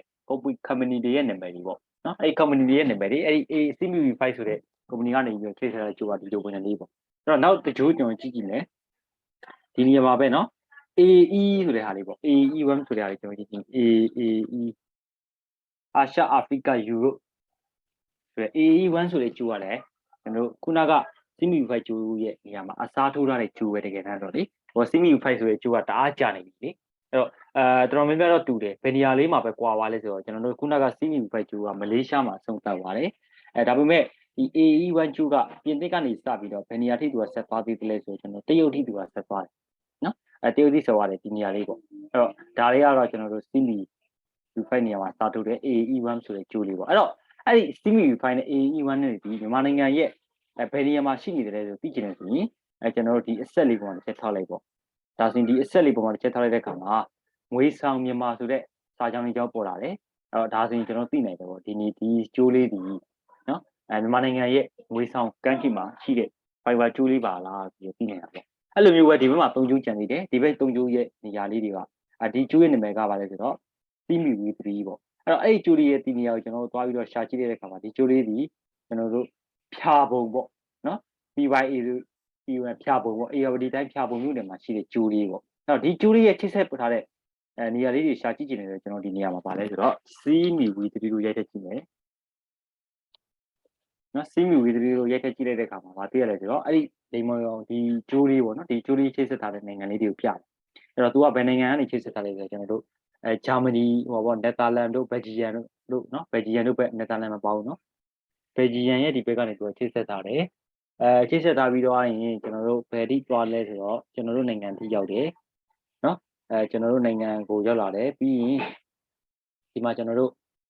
နော်ပါကစ္စတန်တို့UAE ပေါ့နော် UAE တို့ဘက်ကိုသွားတယ်ကျွန်တော်နိုင်ငံရောက်လာတယ်ပြီးတော့ရှိကျွန်တော်ကဘယ်ထိသွားလဲဆိုတော့ကျွန်တော်တောင်ကိုရီးယားထိရောက်သွားတယ်တရုတ်ကိုလည်းရောက်တယ်နောက်ဘယ်လဲဆိုတော့ဖိလစ်ပိုင်တို့နောက်ပြီးကြကျွန်တော်တို့ဒီမှာလည်းရှိတယ်နော်ဘင်္ဂလားဒေ့ရှ်တို့မလေးရှားတို့စင်ကာပူတို့အကုန်လုံးရောက်တယ်အဲ့တော့ဒီ CMV3 ကျိုးကလည်းကျွန်တော်တို့ဒီသက်ဆိုင်ရာနိုင်ငံတွေနဲ့ချိတ်ဆက်လာတာပေါ့နော်ကွာခြားချက်ကဘာလဲဆိုတော့သူကပြည်သစ်ဘက်ကနေချိတ်လာတဲ့ကျိုးမျိုးပဲကျွန်တော်တို့ဒီဟိုဘက်ကပေါ့နော်ဂျာမနီတို့ဘက်ကနေပြောလာတဲ့ကျိုးလေးနော်အဲ့တော့အဲ့ဒီကျိုးလေးဒီဘာမှရှိလဲဆိုတော့ဖြာပူမှာရှိတယ်နောက်တစ်ကျိုးပေါ့နော်နောက်တစ်ကျိုးကကျတော့ဘယ်လဲဆိုတော့ MIST ဆိုတဲ့ဟာလေးနော်အဲ့တော့ဒီနာမည်လေးကတော့ကျွန်တော်လည်းမသိဘူးသူ့ကိုလက်ကုတ်ကုန်းပေါ့နော်လက်ကုတ်ကုန်းဆိုတဲ့ဒီနေရာကနေပြီးတော့မြန်မာနိုင်ငံမှာရှိတဲ့နေရာကနေချိတ်ဆက်ထားတယ်အဲ့တော့ ဒီကျိုးလေးရဲ့နေရာလေးတွေကိုသိကျင်တယ်ဆိုသူဒီတာယူရှိနေနော်အိန္ဒိယရဲ့အိန္ဒိယမှာမြန်မာရဲ့စင်ကာပူရဲ့မလေးရှားရဲ့၄နိုင်ငံပဲချိတ်ဆက်ထားတဲ့ကျိုးလေးပေါ့ဒီကျိုးလေးကတော့နော်၄နိုင်ငံချိတ်ဆက်ထားတဲ့ကျိုးလေးသူကျိုးနာမည်က MIST လို့ခေါ်တယ်သူ့ရဲ့အရှိကကျွန်တော်8100ကီလိုမီတာရှိတယ်နော်သူ့ရဲ့ဒီအဲ့ကျွန်တော်တို့ဟိုပါ MIST ဆိုတဲ့ကျိုးရဲ့နော် supplier နာမည်ဟိုပါ owner နာမည်ကဘာလဲဆိုတော့ Korean Lip ဆိုတဲ့ company ပေါ့နော် company ပေါ့ supplier အနည်းစီစာပြအဲ့လိုမျိုးကျွန်တော်သိရတယ်ဒီမှာအသေးစိတ်ဒီချက်လက်ရှိတာပေါ့အဲ့တော့နောက်ဒီဂျိုးကြံအောင်မယ်ကျွန်တော်မြန်မာနိုင်ငံအတွက်ဆိုရင်ပြီးမှကိုယ့်ကိုပြင်ပြီးရှာကြည့်နော်တခြားနိုင်ငံတွေဥပမာနောက်ဆုံးဒီဂျိုးကပါလဲဆိုတော့ကျွန်တော်ဒီဂျိုးလေးပေါ့နော်ဒီဂျိုးလေးကဘယ်မှာရှိလဲဆိုတော့တန်လီမှာရှိတယ်အဲ့ဒီဂျိုးလေးရဲ့ချိတ်ဆက်ထားတဲ့နေရာကိုကြည့်မယ်ဆိုရင်ကျွန်တော်ကတန်လီမြန်မာကနေပြီးတော့စင်ကာပူနဲ့ချိတ်ဆက်ထားတယ်နော်စင်ကာပူနဲ့ချိတ်ဆက်ထားတယ်အဲ့တော့ဒီဂျိုးဒီ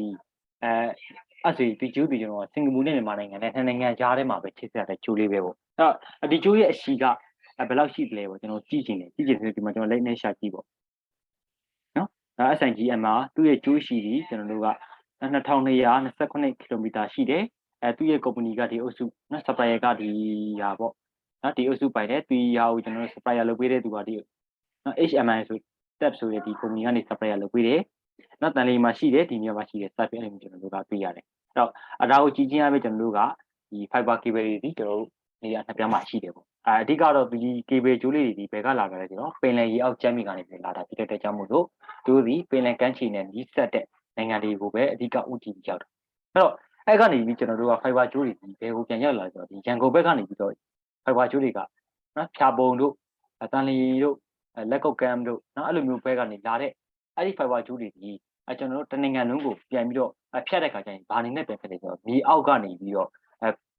မြေအောက်ဥမင်ကနေပြီးတော့ fiber ကြိုးလေးတွေနဲ့ပြန်ဖြတ်တာမျိုးလည်းရှိသလိုကျွန်တော်တို့ဒီဓာတ်တိုင်လေးပေါ်ကနေဖြတ်တာမျိုးလည်းရှိတာပေါ့အဲ့တော့ကျွန်တော်တို့အင်ဂျီစီကိုရောက်လာတဲ့အခါမှာကျတော့ဘယ်လိုဝင်မင်းနဲ့ရောက်လာတယ်ဓာတ်တိုင်လေးပေါ်ကနေပြီးတော့ရောက်လာတာပေါ့နော်အဲ့တော့ fiber ကြိုးလေးရောက်လာတယ်အဲ့ fiber ကြိုးလေးကိုကျွန်တော်တို့အိမ်မှာရှိတဲ့ router လေးပေါ်မှာလာပြီးတက်ဆင်လိုက်တယ်အဲ့ဒီခါမှာကျွန်တော်တို့က fiber internet ကိုစပြီးတော့ wireless နဲ့သုံးပြလိုက်တာပေါ့အဲ့တော့ဆိုလိုချင်တာကကျွန်တော်တို့သုံးနေတဲ့ wifi လို့ပြောနေတဲ့အရာဒီ wireless အနေနဲ့ကျွန်တော်သုံးနေတယ်ဆိုတော့ညာလေတကယ်တမ်းဒီကျွန်တော်တို့ wireless အနေနဲ့ရောက်ရှိလာတဲ့ internet လေးတော့မဟုတ်ဘူး fiber ကြိုးတွေဒီကနေလာတဲ့ internet ဆိုတာကိုကျွန်တော်သိထားရင်အဲ့လိုတော့ပါရမလားနားလည်ရလားဟုတ်ကဲ့ဆရာနားလည်ပါ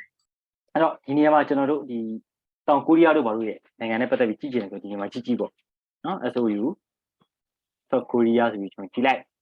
ကြည့်လိုက်တဲ့အခါမှာဒီမှာကျွန်တော်တို့တွေ့ရတယ်တောင်ကိုရီးယားမှာချိတ်ဆက်ထားတဲ့ဂျိုးလေးတွေပေါ့အဲ့တော့တောင်ကိုရီးယားဆိုတာကအင်တာနက်ကောင်းတယ်ဆိုရင်အင်တာနက်နော်အမြန်ဆုံးဆိုတဲ့အတိုင်းပဲကျွန်တော်တို့ချိတ်ဆက်တဲ့ဂျိုးတွေကလည်းအများကြီးတွေ့ရတယ်ဒီမှာဆိုရင်တောင်မှကျွန်တော်တို့ဒီပေါ့ဒါက South Africa ပြောပါရင်နော်တောင်ကိုရီးယားအဲ့တော့မြေပုံကြီးကမတူပါလားဖြစ်နေတာတောင်ကိုရီးယားနဲ့ South Africa မှာဟုတ်ပြီနော်အဲ့တော့ဒီမှာဆိုကျွန်တော်ကြည့်ဗျာဒီနေရာလေးပေါ့ဒီနေရာလေးမှာဆိုအများကြီးပဲကြည့်တာနော်တောင်ကိုရီးယားဒီဘူဆန်မှာနော်ဘူဆန်မှာ sorry ဘူဆန်မို့နော်ဘူဆန်မြို့မှာကြည့်တာစုစုပေါင်းဘယ်နဲ့ကျိုးရှိတယ်ကျွန်တော်တို့ရေတွက်ကြည့်ဒီမှာဘူဆန်မြို့တမြို့တည်းမှာတော့မှာ1 2 3 4 5 6 9 10 9 11ကျိုးရှိတယ်နော်အဲ့တော့သူ့နိုင်ငံကအင်တာနက်လိုင်းအများဆုံးဖြစ်ရမှာစမ်းပုံနော်သူက17ကျိုးတော့မှသူကချိတ်ဆက်တာလေတနေရာထဲမှာဘူဆန်တမြို့တွေမှာတော့မှ17ကျိုးသူကချိတ်ဆက်တယ်ခြားမြို့တွေရှိပါသေးတယ်နော်ဒီဂျော်ဂျီတို့နော်ဂျေဂျူးတို့နောက်ကျွန်တော်ဒီမှာဒါဆိုဂျေဂျူးကျောင်းလားမသိဘူးနော်ဂျေဂျူးကျောင်းလားမသိဘူးဒါဆိုကျွန်တော်တို့ကတနေရာပေါ့ဒါလည်းတနေရာပေါ့နော်အများကြီးပဲချိတ်ဆက်တာအဲ့တော့မြောက်ကိုရီးယားမှာရှိလာချက်ကြီးပြီနော် NOR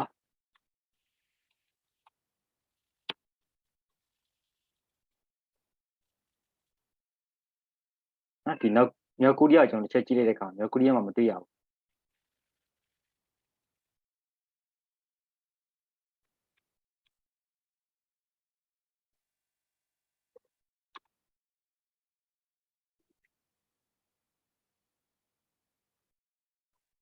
နော်ရုရှား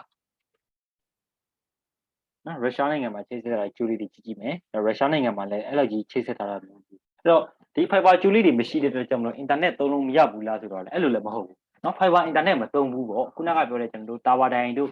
satellite တို့စသဖြင့်အဲ့လိုမျိုးဟာတွေသုံးကြမှာပေါ့ ရမယ်နော်အဲ့တော့ဒီမှာနည်းနည်းလေးရှာကြည့်ပါကို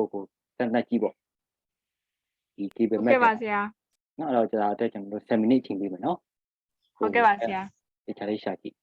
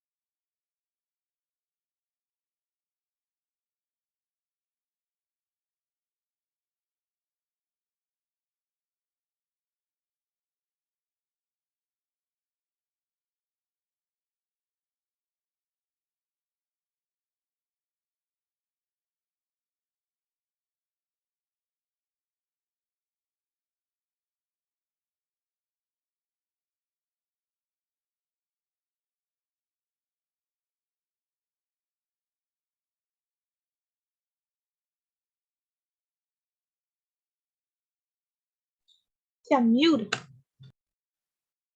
okay mute ထားနော်ဒီမှာနော်ဒီမှာကြည့်နောက်ကိုရီးယားဆိုတဲ့မြောက်ကိုရီးယားမှာ fiber ကျွတ်တချို့မှတော့မရှိဘူးနော်တောင်ကိုရီးယားမှာတော့အများကြီးပဲ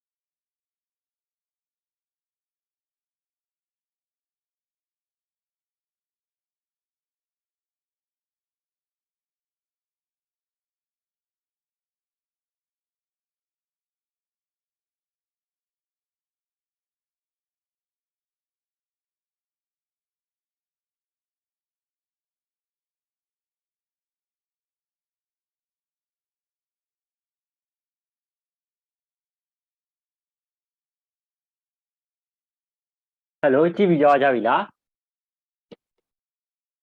ဟုတ်ကဲ့ဆရာဟုတ် ဟုတ်ပြီနော်အဲ့တော့Viber မှာထဲမှာလည်းကျွန်တော်ဓာတ်ပုံလေးတွေပို့ပေးထားတယ်နော်ဒီပုံလေးတွေကကျတော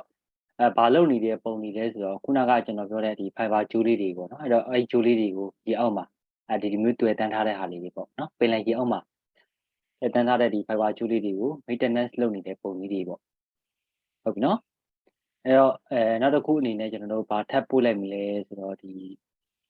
Samuel ကလည်းနီးလာပြီဆိုတော့လေ final exam အတွက် question အဟောင်းလေးပေါ့နော်ဒီအဟောင်းလေးကိုပြန်ပို့ပေးလိုက်မယ်အဲ့တော့ဒီအဟောင်းလေးကိုကျွန်တော်တို့ကြိုပြီးတော့ကြည့်မယ်ဆိုကြည့်ထားလို့ရတယ်နော်ဒါပေမဲ့တချို့အရာတွေကကျတော့ကျွန်တော်သင်တဲ့အထက်မှာမပါသေးတဲ့ဟာတွေရှိတယ်အဓိကအချက်ကတော့ဗာလဲဆိုတော့ကျွန်တော်ဒီ networking နဲ့ပတ်သက်တဲ့multiple choice လေးတွေပေါ့နော်အဲ့ဒီဟာတွေကိုတော့ဖြည့်နေချိန်မှဖြည့်နေပြီပေါ့ဒါပေမဲ့ကိစ္စမရှိဘူးကျွန်တော်တို့အခုဆက်သွားမယ်ဒီလတင်ပါပေါ့နော်ဆက်ပြီးတော့သင်ပါမယ်အကြောင်းအရာတွေပုံမှန်သင်ပါမယ်လဲဆိုတော့ကျွန်တော်ဒီ networking နဲ့ပတ်သက်တဲ့ဘူဒုတာလေးတွေပေါ့နော် general knowledge လေးတွေကိုဆက်ပြီးတော့ပြောသွားမယ်HTML ကကြတော့ကျွန်တော်တို့လုံလောက်ပြီပေါ့နော်အဲ့လောက်ကတော့လုံလောက်ပြီတကယ်လို့အချိန်ရအောင်ထပ်ပြီးတော့ဆက်သင်ပါဦး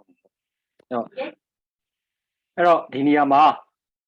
ကျွန်တော်တို့ဒီ guided media နဲ့ unguided media ပြီးတော့အုပ်စုနှစ်ခု꿰သွားတယ်ပေါ့နော်အဓိကအားဖြင့်ကျွန်တော်တို့ကျိုးနဲ့ဆက်သွယ်တဲ့နီလန်းကတအုပ်စုကျိုးမဲ့ဆက်သွယ်တဲ့နီလန်းကတအုပ်စုဆိုပြီး꿰ရတယ်အဲ့တော့ကျိုးနဲ့ကွန်ရက်တွေကိုဆက်သွယ်တဲ့နေရာမှာ network တွေကိုနော် network ကွန်ရက်တွေကိုဆက်သွယ်တဲ့နေရာမှာကျိုးနဲ့ဆက်သွယ်တဲ့နေရာမှာ၃မျိုးတည်းရတယ်အဲ့ဒါဘာလဲဆိုတော့ twisted pair လို့ခေါ်တယ် twisted ဆိုတာလိန်ထားတာပေါ့နော် pair ဆိုတာနှစ်ပင်လေးကျိုးလေးတွေကိုပြောတာပါအဲ့တော့လိန်ထားတဲ့ကျိုးလေးတွေနဲ့ဆက်ထားတာတစ်မျိုးနော်ကိုယ်စက် cable လို့ခေါ်တဲ့ကျိုးနဲ့တစ်မျိုး fiber optic နဲ့ cable နဲ့ဆက်ထားတာတစ်မျိုးပေါ့အဲ့တော့ fiber optic cable နဲ့ဆက်ထားတဲ့ပုံစံလေးတွေကကျတော့ဒီ fiber ခုနကကျွန်တော်မြေပုံထဲမှာပြပြီးသွားပြီပေါ့နော်ကျွန်တော်တို့ fiber ကျိုးလေးတွေဆက်ထားတဲ့ fiber map ပေါ့နော်ဒီကဖေး fiber မြေပုံပေါ့ကမ္ဘာတဝန်းလုံးမှာရှိတဲ့နိုင်ငံကနေပြီးတော့နိုင်ငံကမ္ဘာတဝန်းလုံးမှာရှိတဲ့နိုင်ငံသီးသီးကနေပြီးတော့ချိတ်ဆက်ရတဲ့ fiber မြေပုံကြီးပေါ့ဟုတ်ပြီနော်အဲ့တော့ဒီနေရာမှာကျွန်တော်တို့ဘယ်အကြောင်းအရာကိုပြန်ပြီးတော့သိသိပြန်ရှင်းလဲဆိုတော့wire ဂျိုးနဲ့ချိတ်ဆက်တဲ့ medium ပေါ့တနည်းအားဖြင့် wire ဂျိုးနဲ့ချိတ်ဆက်တဲ့ကွန်ရက်တွေအကြောင်းရှင်းမယ်အဲ့တော့ wire ဂျိုးနဲ့ချိတ်ဆက်ထားတဲ့ကွန်ရက်တွေကိုကျွန်တော်တို့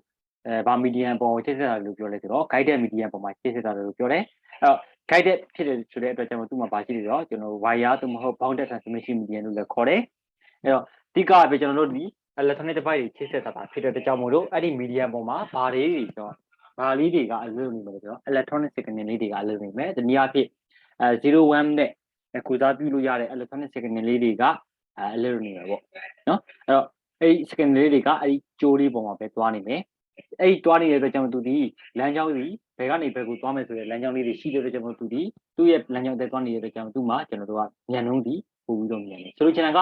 wireless media အနေနဲ့သွားမယ်ပေါ့လေထုကိုကြားခံနေတဲ့အဆုံးပြီးတော့သွားမယ်ဆိုရင်လေထုမှာဘာမရှိဘူးဆိုတော့ဒါရှိမရှိဘူးသူကဖြာထဲတဲ့ပုံစံမျိုးသွားတာကိုအဲ့တော့လေထုမှာဘယ်ကနေဘယ်ကိုသွားမလဲဆိုတဲ့ဥတီယာမရှိဘူးသူဖြာထုတ်ပြီးသွားတာဖြစ်တဲ့အတွက်ကြောင့်မို့လို့သူဒီ high speed မဖြစ်ဘူးသို့တော့wire ဂျိုးပေါ်မှာသွားတဲ့ဒီ signal လေးပေါ့နော် electronic signal လေးဒီဖြာထုတ်ပြီးသွားစရာမလိုတဲ့အတွက်နော်သူလည်းချင်းလေးပြီးသွားနေတဲ့အတွက်နော်ကျင်းတဲ့ဒီဘက်စကနေဟိုဘက်အဆုံးကိုသွားနေတဲ့အတွက်ကြောင့်မို့လို့သူဒီ high speed ဖြစ်တယ်အဲ့တော့နောက်ပြီးကြကျွန်တော်တို့ကဘာဖြစ်လဲဆိုတော့ secure ဖြစ်တယ် secure ဖြစ်တယ်ဆိုတာလုံခြုံရေးသိချရတယ်နော်wire ဂျိုးနဲ့ချိတ်ဆက်ထားတဲ့ကွန်ရက်တွေကိုဆိုရင်ကျွန်တော်တို့ကတော့တန်တော့ hack ဖို့ကမလွယ်ဘူးwire ဂျိုးနဲ့မဟုတ်ဘဲနဲ့ချိတ်ဆက်ထားတဲ့နော် wireless နဲ့ချိတ်ဆက်ထားတဲ့ဒီဂျိုးမဲ့နော်ကျိုးမဲ့ချိတ်ဆက်ထားတဲ့ဒီ network တွေကွန်ရက်တွေဆိုရင်ကျွန်တော်တို့ကဂျားကနေပြီးတော့ဖြတ်ပြီးတော့ hack လို့ရတယ်အဲ့ဒါမျိုးသူကပြောတာပါနောက်ပြီးကြကျွန်တော်တို့ကဒီ wire ဂျိုးနဲ့ချိတ်ဆက်တဲ့အတွက်ကြောင့်မို့လို့ဥပမာဘာရှိလဲဆိုတော့ဒီ line ရဲ့ဒီဆွဲအားဆိုတာရှိတယ်နော်ဆိုလိုချင်တာကကျွန်တော်တို့အသုံးပြုတဲ့ဒီကျိုးပေါ်မူတည်ပြီးတော့သူ့ရဲ့ distance ဒီကတ်သက်ချက်ပေါ်မှာရှိတယ်ဆိုလိုချင်တာကဗျာကျွန်တော်တို့လက်စင်မီတွေ့တန်းတာပဲကြည့်ဗျာလက်စင်မီတွေ့တန်းတယ်ဆိုတဲ့နေရာမှာကျွန်တော်တို့ဒီမီးဆက်ကနေပြီးတော့နော်ဓာတ်အားပေးဆက်ရုံကနေပြီးတော့တမျိုးလုံးကိုတန်းပြီးတော့တန်းလို့မရဘူးနော်ရန်ကုန်တမျိုးလုံးကိုသွားပြီးတော့တွေ့တန်းလို့မရဘူးဘာဖြစ်လို့တွေ့တန်းလို့မရဘူးလဲရန်ကုန်တမျိုးလုံးဆိုရင်ကျွန်တော်တို့ကအကြီးပဲနော်အဲ့လိုကြီးဖြစ်တဲ့ကျွန်တော် wire ဂျိုးပေါ်မှာပို့လွှတ်လိုက်တဲ့လက်စစ်တအားဒီဖြည်းဖြည်းနဲ့ဝတ်ချလာတယ်အားကနဲလာတယ်ပေါ့အဲ့လိုအားနည်းလာတဲ့ဟာကိုကျွန်တော်ပြန်ပြီးတော့ဘိုးကမြင့်တင်မှုတဲ့ဂျားတွေမှာပါပြီးခံထည့်ရလဲဆိုတော့ transformer လို့ခေါ်တဲ့ဒီလက်စစ်ပုံအကြီးတွေကျွန်တော်ခံထည့်ရတယ်အဲ့ဒီပုံကနေမှတစ်စစ်ပြန်ပြီးတော့ဘိုးအားကိုပြန်မြင့်တင်ပြီးတော့ပြန်ပြီးတော့ပို့လွှတ်ရတယ်အဲ့လိုဘောမျိုးပဲနော်ကျွန်တော်တို့ဒီကျိုးနဲ့ချစ်စစ်ထားတဲ့ကွန်ရက်တွေဒီအဓိကပဲကျွန်တော်တို့ short distance လို့ခေါ်တဲ့အကွာဝေးတွေတူတယ်ပေ100ပေ200ပေ300မီတာ200မီတာပေ300မီတာ400ဆက်တယ်သူတတ်မှတ်ထားတဲ့အကွာဝေးလောက်ပဲသုံးလို့ရတယ်အဝေးကျွန်တော်သုံးလို့မရဘူး နော်တနိုင်ငံနဲ့တနိုင်ငံနဲ့ကြားထဲမှာကျွန်တော်တို့ကကျိုးနဲ့ချိတ်ဆက်တဲ့အခါမှာအဝေးကျွန်တော်ချိတ်ဆက်လို့မရဘူးချွင်းချက်အနေနဲ့ဒီ fiber ကျိုးကလွဲလို့ပေါ့နော်ခုနကပြောတဲ့ဒီ fiber optical fiber ရေအောက် fiber ကျိုးတွေကလွဲလို့ကျန်တဲ့ကျိုးတွေဒီအဲ့လိုအကွာဝေးအများကြီးမရဘူးဟုတ်ပြီနော်ဘာဖြစ်လို့အကွာဝေးအများကြီးမရတာလဲဆိုတဲ့ဟာလေကျွန်တော်ချက်ရှိတယ်ကျွန်တော်တို့ဒီ electronic signal ကိုသုံးတဲ့ကြောင့်အကွာဝေးအများကြီးမရတာနော်ခုနက fiber ကျိုးကကျတော့ electronic signal ကိုသုံးတာမဟုတ်ဘူးသူဒီအလင်းကိုသုံးတာဖြစ်တဲ့ကြောင့်သူဒီအကွာဝေးအများကြီးရတယ်နော်တက်တော့ဝေးသူကပို့နေတာနော်ဟုတ်ပြီနော်အဲ့တော့နောက် slide တစ်ခုဆက်သွားမယ်အဲ့တော့ဒီနေရာမှာကျွန်တော်တို့ခုနကပြောတဲ့အတိုင်းသုံးမျိုးတွေ့ရတယ် twisted pair cable ဆိုတာတစ်မျိုးတွေ့ရတယ် coaxial cable ဆိုတဲ့ဟာတစ်မျိုးတွေ့ရတယ် fiber optic cable ဆိုတာတစ်မျိုးတွေ့ရတယ်အဲ့တော့ twisted pair ကိုကျွန်တော်တို့ဘာသာပြန်ရမယ်ဆိုရင်နှစ်ပင်ကြီးကျိုးလေးတွေပေါ့တကယ်တမ်းကွန်ရက်ချိတ်ဆက်တဲ့ခါမှာသုံးတဲ့ကျိုးကိုကြတော့ဒီလိုနှစ်ပင်ကြီးပဲကျွန်တော်ဘယ်နှတွဲရှိလဲဆိုတော့ဟိုပါပေါ့၄တွဲရှိတယ်၄တွဲရှိတဲ့ကြောင့်မို့သူဒီဘယ်နှကျိုးဖြစ်ပါမလဲဆိုတော့၈ကျိုးတစ်တွဲဖြစ်ပါမယ်နော်အဲ့တော့နှစ်ပင်ကျိုးမှာလည်းကျွန်တော်ဘာရှိလဲဆိုတော့ထဲမှာ metal ရှိတယ် metal ကိုကျွန်တော် condenser လို့ခေါ်တယ်အပြင်မှာ plastic နဲ့နော်ကော်လေးနဲ့အုပ်ထားနော်အဲ့ဒါကို insulator လို့ခေါ်တယ်အဲ့တော့ twisted pair cable ကတနည်းအားဖြင့်ကျွန်တော်တို့မှာဒီဘာလို့လဲခေါ်သေးလဲဆို ethernet ကျိုးလေးလို့ခေါ်သေးတယ်နော်ကျွန်တော်တို့ laptop computer ရဲ့ဘေးဘက်ထောက်မှာဆိုရင် ethernet port လေးတွေရှိတယ်အဲ့ဒီ port လေးတွေမှာထည့်သွင်းပြီးသုံးလို့ရတာနော်အဲ့ဒီကျိုးမှာလည်းကျွန်တော်တို့အမျိုးအစားတွေကြောင်းခွဲမယ်ဆိုရင်အများကြီးရှိတယ်ဘာနဲ့ပါလဲဆိုအတိကကျွန်တော်တို့ကဒီ model မျိုးနံပါတ်တွေပေါ့ဒီခွဲတယ်လို့ကျွန်တော်တို့ဒီ sheet တွေပါတယ်ခွဲတယ် sheet ဆိုတဲ့ဟာကဘာလဲဆိုဥပမာအဖြစ်သူကနှစ်ပင်လေးကျိုး၄တွဲရှိတယ်နော်ဒီ၄တွဲရဲ့အပေါ်မှာဘာမှကျွန်တော်မအုပ်ထားဘူးဆိုရင်ဒါဆို unsheet ပေါ့နော်ဘာမှအကာအရမရှိဘူးဆိုတော့အဲ့ဒီနှစ်ပင်လေးကျိုးလေးတွေရဲ့အပေါ်မှာဒီလိုကျွန်တော်တို့တန်ကွန်ချာလေးပဲဖြစ်ဖြစ်ဒီလိုကျွန်တော်တို့ငွေရောင်အပတ်လေးပဲဖြစ်ပတ်ထားတယ်ဆိုရင်သူဒီကာထားတယ်ကျိုးကိုကာထားတဲ့အတွက်ကြောင့်မလို့သူဒီဒါဆို sheet ရှိတယ်ပေါ့အဲ့လိုမျိုးသူကယူဆတာဘာဖြစ်လို့အဲ့လိုမျိုးခွဲခြားနေရတာလဲဆိုတော့ဒီမှာကာထားတာနဲ့မကာထားတာနဲ့ပုံဘူးတီးပြီးတော့အဲ့ဒီကျိုးရဲ့ performance ရတယ်ကွာပါတယ်နော်ကျွန်တော်တို့ဒီလို internet ကျိုးလေးတွေတွေ့တန်းနေဆိုတဲ့နေရာမှာနော်ဘာရှိလဲဆိုတော့ပတ်ဝန်းကျင်ရဲ့ရိုက်ခတ်မှုတွေရှိတယ်ဗျ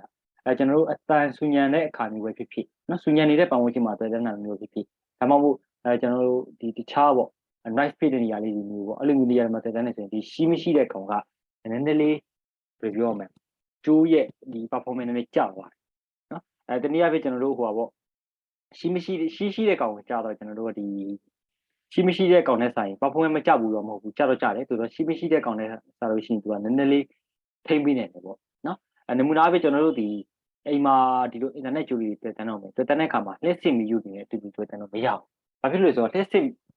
လက်စီအကြောင်းကသွားနေတယ်ဆိုပေမဲ့လက်စီအကြောင်းကိုသူကကျွန်တော်တို့က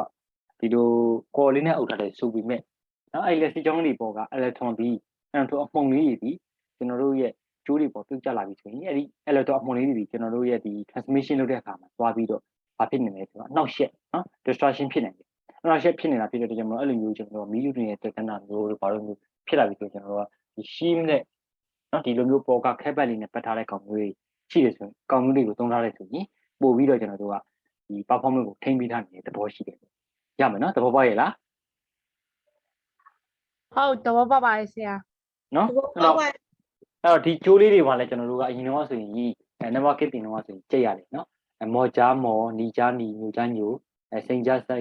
်ပြကြားပြပြီးပေါ့နော်အဲ့တော့ဒီဟာဆိုရင်ကျွန်တော်တို့ကနီကြားနီပေါ့နီကြားနီဆိုတာအနီအောင်ကြားလေးကတချို့နီအောင်ကတခုဒါနှစ်ပင်ပြီးရင်ဒါဆိုရင်ကျွန်တော်တို့ကမော်ကြားမော်ပေါ့နော်နီကြားနီမော်ကြားမော်ဆိုလေမော်ရောကလေမော်ရောအကြားလေမော်ရောနဲ့ဖြူနေဆိုရင်လေမော်ရောအကြားဖြစ်ပါတယ်နော်မော်ကြားဖြစ်ပါတယ်မော်ကြားမော်ဆိုတာမော်ကြားနဲ့မော်နဲ့တခါပေါင်းတယ်ပေါ့နော်ဒီမှာပြီးမော်ကြားမော်ညူကြားညူကြားကြီးအဲ့လိုမျိုးတွေပေါ့နော်ကျွန်တော်ကြက်ရတယ်ကြက်ပြီးတော့ကျွန်တော်တို့ကခဏနဲ့ mid ဖြစ်သွားပြီဒါကြက်ပြီးတော့ဒါကျိုးလေးတွေပြန်ဆက်အဲ့တော့ဒီ sheet twisted pair မှာဆိုရင်ဘာလဲဆိုတော့ special jacket လို့ပါတယ် special jacket ဆိုတာကကျွန်တော်တို့ special jump ဆိုတာအဖုံးပေါ့နော်ပြောမယ်ဆိုရင် jacket ဆိုတာကအင်ကြီးအပြင် what အင်ကြီးလို့ပြောတဲ့သဘောလို့အဲ့တော့သူကဘာကိုကောက်ကိုလဲဆိုတော့ external interference ဆိုတာကဂျားဝင်နှောက်ယှက်မှု external ဆိုတာကအပြင်ကလာတဲ့ဂျားဝင်နှောက်ယှက်မှုတွေကိုကျွန်တော်တို့ကောက်ကွယ်ဖို့အတွက်နော် clock လုပ်ဖို့အတွက်တားဆီးဖို့အတွက်ဘာလဲဆိုတော့ဒီ sheet twisted pair မှာ jacket တွေပါတယ်ဟုတ်နော်အဲ့တော့သူဒီဘာတဲ့သုံးလဲဆိုတော့ကျွန်တော်တို့ဒီ fast data rate internet ကျိုးနေသုံးမယ်ဆိုရင် data ကမြင်တယ်သူ့ရဲ့ advantages တွေပါရှိတယ်ဆိုတော့ကျွန်တော်တို့ဒီဘက်ကနော်ရှိမပါတဲ့ကောင်တွေပို့ပြီးတော့ကောင်းတယ်နော် cross talk ဆိုတာကစကားများတာဆိုတာပါ cross talk ဆိုတာကဘယ်လိုဟာမျိုးလဲဆိုဥပမာလေးကျွန်တော် internet ဒီကျိုးကြီးတွေ့တက်လိုက်တယ်တက်တန်းတဲ့နေရာနားမှာစာအုပ်ပြုပြင်နေတဲ့ဟာမျိုးတွေကားဟွန်တီးတဲ့တာမျိုးတွေအဲ့လိုမျိုးဟာတွေအတန်တွေကြောက်ဖြစ်သွားတဲ့ဟာတွေကိုသူကဘာလုပ်နေလဲဆိုတော့ share ချပေးနေတယ်ရှိပါတယ်ပဲကြောင့်မလို့နော်သူမှညံတယ်မကောင်းတဲ့ချက်အနေနဲ့ပါလဲဆိုတော့ difficult to install and manufacture တယ်နော်အဲ့တော့ difficult install and manufacture ဆိုတာကဒီလိုဂျိုးကြီးဂျိုးထုတ်လုပ်ဖို့အတွက်ကျွန်တော်ဘာဖြစ်လဲဆိုတော့ခက်တယ်ပေါ့နော်ဒီနေ့ခေတ်မှာတော့အဲ့ဒီဟာကအခက်ခဲတယ်ဆိုတော့မပေါ့လေဘာဖြစ်လို့လဲဆိုတော့အဲ့လိုကြီးကျွန်တော်တို့ plastic နဲ့ပတ်လိမ့်နေကြမှာလေစက်ထဲကိုထည့်လိုက်ရင်ပဲနော်စက်ကနေအလိုချက်လုပ်ပြီးတာကျွန်တော်လက်နဲ့ manual လိုက်လို့နေကြမှာလေနော်နောက်တစ်ခုကကျွန်တော်ပို့ပြီးတော့သိကြည့်တယ်တဲ့မကောင်းတဲ့ချက်ကတော့ဒီဘက်ကကျွန်တော်ရှီးမပါတဲ့ကောင်ပို့ပြီးတော့သိကြည့်တယ်ပေါ့ဟုတ်ပြီနော်နောက်ထပ်ဒီ slide တစ်ခုကျွန်တော်ဆက်သွားမယ်နောက်တစ် slide တစ်ခုကတော့ဒါပေါ့နော်ဒါကတော့ကျွန်တော်တို့ sheet to step ပေးရရဲ့ဒီဘက်ထဲမှာရှိတဲ့အားလေးတွေပေါ့နော်သူကခုချိန်စီပြီးတော့ပြန်ပြီးတော့ပြထားတာပါအထဲမှာကျွန်တော်တို့ကြီးချောင်းလေးချိန်မယ်ကြီးချောင်းရဲ့ပုံမှာကော်လေးရှိမယ်ကော်ရဲ့ပုံမှာ metal sheet လို့ခေါ်တဲ့ခုနကတက်တူပြားလေးပေါ့ဒီပြားလေးပေါ့ဒီခါတည်းမှာအဲ့လိုတက်တူပြားဖြစ်ချင်မှဖြစ်တယ်တန်ပိုက်ကောင်လုံးကြီးပဲဖြစ်တယ်အဲ့ဒီပုံမှာကျွန်တော် plastic cover လေးကာပေးထားတာပေါ့အဲ့တော့ဒါမျိုးကျတော့ကျွန်တော်ပို့ပြီးတော့ကောင်းသွားတယ်သူဒီနှစ်ပင်ကိုတစ်ခါနော်နှစ်ပင်လိန်ထားတဲ့ဟာကိုတစ်ခါကျွန်တော်တို့ဒီရှိနဲ့ကာပေးရတယ်နှစ်ပင်လိန်ထားတဲ့ဟာကိုတစ်ခါကျွန်တော်ပတ်ပေးတယ်ဆိုချင်တာပါဗျာဒီလိုမျိုးကျွန်တော်တို့6ပင်လုံးကိုနော်6ပင်လုံးလို့ဒီလိုမျိုးခဲကားနဲ့ပတ်တာမျိုးမဟုတ်ဘဲနဲ့နှစ်ပင်တော့နှစ်ပင်တတွဲကိုခဲကားတဲ့တစ်ခါပတ်နှစ်ပင်တတွဲကိုခဲကားတဲ့တစ်ခါပတ်အဲ့လိုမျိုးလေးတွဲပတ်ပြီးတော့အပြင်မှာကျွန်တော်ဘာနဲ့ပြန်အုပ်ထားလဲဆိုတော့တန်ကိုချာလီနဲ့ပြန်အုပ်ထားတယ်နော်ဒါလေးကအဲ့လိုမျိုးဆိုတော့ပို့ပြီးတော့ကျွန်တော်တို့ဒီကာဘာပို့ဖြစ်သွားတာပေါ့နော်ဂျက်ကတ်တွေပုံများသွားတာပေါ့တော့နောက်တစ်ခုကကျတော့ဗါလဲဆို UTP cable လို့ခေါ်တဲ့ဟာပေါ့နော်STP နဲ့ UTP ဆိုတဲ့ဟာရှိတယ်တပင်လေးကျိုးတွေမှာUTP ဆိုတာကတော့ IC crystal pair ပေါ့နော်ကာကွယ်မရှိဘူးသူ့မှာဆိုရင်ကျွန်တော်တို့ကဘာဖြစ်လဲဆိုတော့ဈေးကနဲတယ်နော်ခုနကဟာတဲ့နဲတယ်ပြီးတက်ဆင်ရလွယ်ကူတယ်တက်ဆင်ရလွယ်ကူတယ်ဆိုတာကအဲ့ကျိုးကိုကျွန်တော်တို့ကချိတ်တာမျိုးကိုပြောတာမဟုတ်ဘူးဘယ်လိုပြောမလဲထုတ်လုပ်တဲ့ဟာကိုပြောတာပေါ့နော်တက်ဆင်တဲ့ဟာမှာလည်းကျွန်တော်တို့တစ်ခါတည်းရန်ဒီလိုရှိပါတဲ့ဟာကကျွန်တော်တို့ဓာတ်နဲ့နှစ်ချက်ပြရတယ်အဲ့လိုမျိုးဟာတွေနည်းနည်းတော့အခက်ခဲတော့ရှိတယ်ပေါ့နော်မကောင်းတဲ့ချက်ရတာပါလဲဆိုတော့ဒီစလဲပြပကနေကြောင်းဝင်တဲ့ရှက်မှုတွေတွားပြီးတက်ရမှုရှိနိုင်တယ် performance ကနိုင်ရှိမယ်ဆိုရင် STP တက်ပို့ပြီးတော့နှိပ်တယ်နော် attenuation ဆိုတဲ့ဒီကြောင်းဝင်တဲ့ရှက်မှုတွေပါဖြစ်တဲ့အတွက်ကြောင့်မလို့သူရဲ့ attenuation ဒီကျွန်တော်တို့ကရွတ်ကျသွားနိုင်တယ်ရွတ်ကျသွားနိုင်တယ်ဆိုတာဥပမာကီလိုမီတာ100သွားရမယ့်ဟာမှာဘေးမှာဒီစူညံနေတဲ့ပတ်ဝန်းကျင်မှာတွားပြီးတော့တက်မျိုးကျွန်တော်ကီလိုမီတာ80လောက်ပဲသွားနိုင်တော့တဲ့အနေအထားမျိုးပေါ့အဲ့လိုမျိုးတွေဖြစ်နိုင်တယ်ဟုတ်ပြီနော်အဲ့တော့ဒါကတော့ကျွန်တော်တို့ဒီ cable နဲ့ပတ်သက်ပြီးတော့ model နံပါတ်လေးတွေပေါ့အဲ့တော့ UTP cable မှာလည်းပါရှိတယ်ဆိုတော့ cap ဆိုတာလေးရှိတယ်အဲ့တော့ UTP မှာပဲဖြစ်ဖြစ် STP မှာပဲဖြစ်ကျွန်တော်တို့ဒီ cap ဆိုတဲ့ category လေးနဲ့ခွဲတာပေါ့နော်အဲ့တော့ cap 1ဆိုတာက telephone ကြိုးအနေနဲ့သုံးတယ်အဲ့တော့ဒီ cable လေးတွေဝယ်တဲ့ခါကျရင်ဘာလို့ရလဲဆိုတော့ဒီ base လေးတွေတခြားကြိုးရဲ့နှစ်ပြီးမှရေးရတယ်အဲ့ဒါလေးကြည့်ရတယ် cap 2ဆိုရင် token ring network အနေနဲ့သုံးတယ် token ring network ဆိုတာကဒီနေ့ခေတ်သုံးတဲ့ internet အနေနဲ့မဟုတ်သေးဘူးရုံးတရုံးမှာကွန်ပျူတာ3-4လုံးချိတ်ဆက်တဲ့ဟာမျိုးတွေပေါ့အဲ့လိုမျိုးတွေမှာသုံးတယ်ဒါမှမဟုတ် printer တွေနဲ့ချိတ်ဆက်တဲ့ဟာမျိုးတွေမှာသုံးတာပေါ့နော်အဲ့တော့ cat 3ကနေစပြီးတော့ဘာသုံးလဲဆိုတော့ကျွန်တော် internet cable အနေနဲ့သုံးတယ် cat 4ဆိုတာလည်းသုံးတယ်နော် cat 4တို့ cat 5တို့ဆိုတာကြတော့ကျွန်တော်တို့ဒီနေ့ခေတ်တက္ကသိုလ်တွေပါတက်တယ်ဗျာ networking နဲ့ပတ်သက်တဲ့အကြောင်းလေးတွေလေ့လာတော့မယ်ဆိုရင်ကျွန်တော်ဘာလို့ရလဲဆိုတော့ lab တွေ lab တွေလုပ်ရတယ်အဲ့တော့ lab လုပ်တဲ့အခါမှာဒီ cap 3တို့ cap 4တို့အဲ့ကျိုးလေးတွေကိုပဲကျွန်တော်ကင်တယ်ပြီးတော့ဒီ cramming 2လို့ခေါ်တယ်နော်ဒီကျိုးဖြတ်တဲ့ကျိုးပြန်ဆက်တယ်ခေါင်းလေးနဲ့ပြန်ဆက်တယ်အဲ့ဒီဟာမျိုးတွေလုပ်တဲ့ဟာတွေမှာကျွန်တော်တို့ lab တွေနဲ့သုံးပြကြတယ်ဘာဖြစ်လို့ lab တွေနဲ့သုံးပြလဲဆိုတော့ဒီထက်ပိုပြီးတော့ဈေးကြီးသွားတယ်ကျွန်တော် cap 5တို့ဒီ cap မျိုးစားပုံကိုတည်ပြီးတော့ဈေးကြီးသွားတယ်နော်cap 5e တို့ cap 6တို့ဆိုတာကတကယ် network တွေမှာသုံးနေတာတွေဖြစ်တယ်ဒါကြောင့်မို့သူဒီပိုပြီးတော့ဈေးကြီးသွားတယ်ဈေးကြီးသွားတော့ကြောင့်မို့သူတို့ကမသုံးဘူးlab နေမသုံးဘူးပေါ့နော်တကယ်လက်တွေ့သုံးတဲ့ခါကျမှသူတို့ကိုသုံးတယ်ဘာဖြစ်လို့ကျိုးပုံစံကတူတူပဲနော်ကျိုးပုံစံကတူတူပဲဒီ perform ပဲကွာတယ်ဆိုတော့တိတ်မသုံးကြတော့ဘူးပေါ့နော်အဲ့လိုမျိုးအဲ့တော့ဒီမှာကျိုးပုံစံကတော့တူတူပဲ performance ကဘယ်လိုကွာပါလဲဆိုတော့ဟိုကောင်ကကျတော့ ethernet အစ်စ်ပဲရှိတယ်ဒီကောင်ကျတော့နော် gigabit ethernet ဖြစ်သွားတယ် gigabit ethernet ဖြစ်သွားတယ်ကျွန်တော်တို့က55မီတာအကွာက55မီတာလောက်သွားလို့ရတယ်55မီတာ10 gig နော် per second ဆိုပြီးသူကမြင့်သွားလို့ရတာပေါ့အဲ့လိုမျိုးလေးနော်10 gig per 10 gigabit per second နော်တစ်စက္ကန့်မှာ1 gig per second ပဲသွားရတာပြီးတော့ဒီမှာ internet ကတော့တစ်စက္ကန့်မှာ1 gig လောက်ပဲသွားနိုင်တယ်နော်အများဆုံးဒါပေမဲ့ဒီ cat 6တို့ cat 6a တို့ cat 7တို့ရောက်သွားတဲ့အခါတစ်စက္ကန့်မှာ10 gig လောက်ထိသွားနိုင်တဲ့ညနှုန်းမြင့် internet တွေဖြစ်လာတယ်နော်အဲ့ဒါကိုဘာလို့ခေါ်လဲဆိုတော့ gigabit internet လို့ခေါ်တယ်တစ်စက္ကန့်မှာ1 gig လောက်ပဲထိ 1K လောက်100 megabyte လောက်16 megabyte လောက်ပဲเนาะအဲ့လောက်ပဲသွားနေတဲ့ဒီဂျိုးတွေကိုကြာတော့ဘာလဲဆိုတော့ Ethernet cable faster Ethernet လို့လည်းခေါ်တယ်เนาะဒါကတော့ networking မှာကျွန်တော်တို့အခေါ်ဝေါ်လေးတွေပေါ့เนาะ100K လောက်ထိသွားနေတဲ့ဟာเนาะ 10K လောက်ထိသွားနေတဲ့ဟာဆိုရင် gigabit Ethernet ဖြစ်ပြီးတော့ 1K လောက်ပဲသွားနေတဲ့ဟာဆိုရင်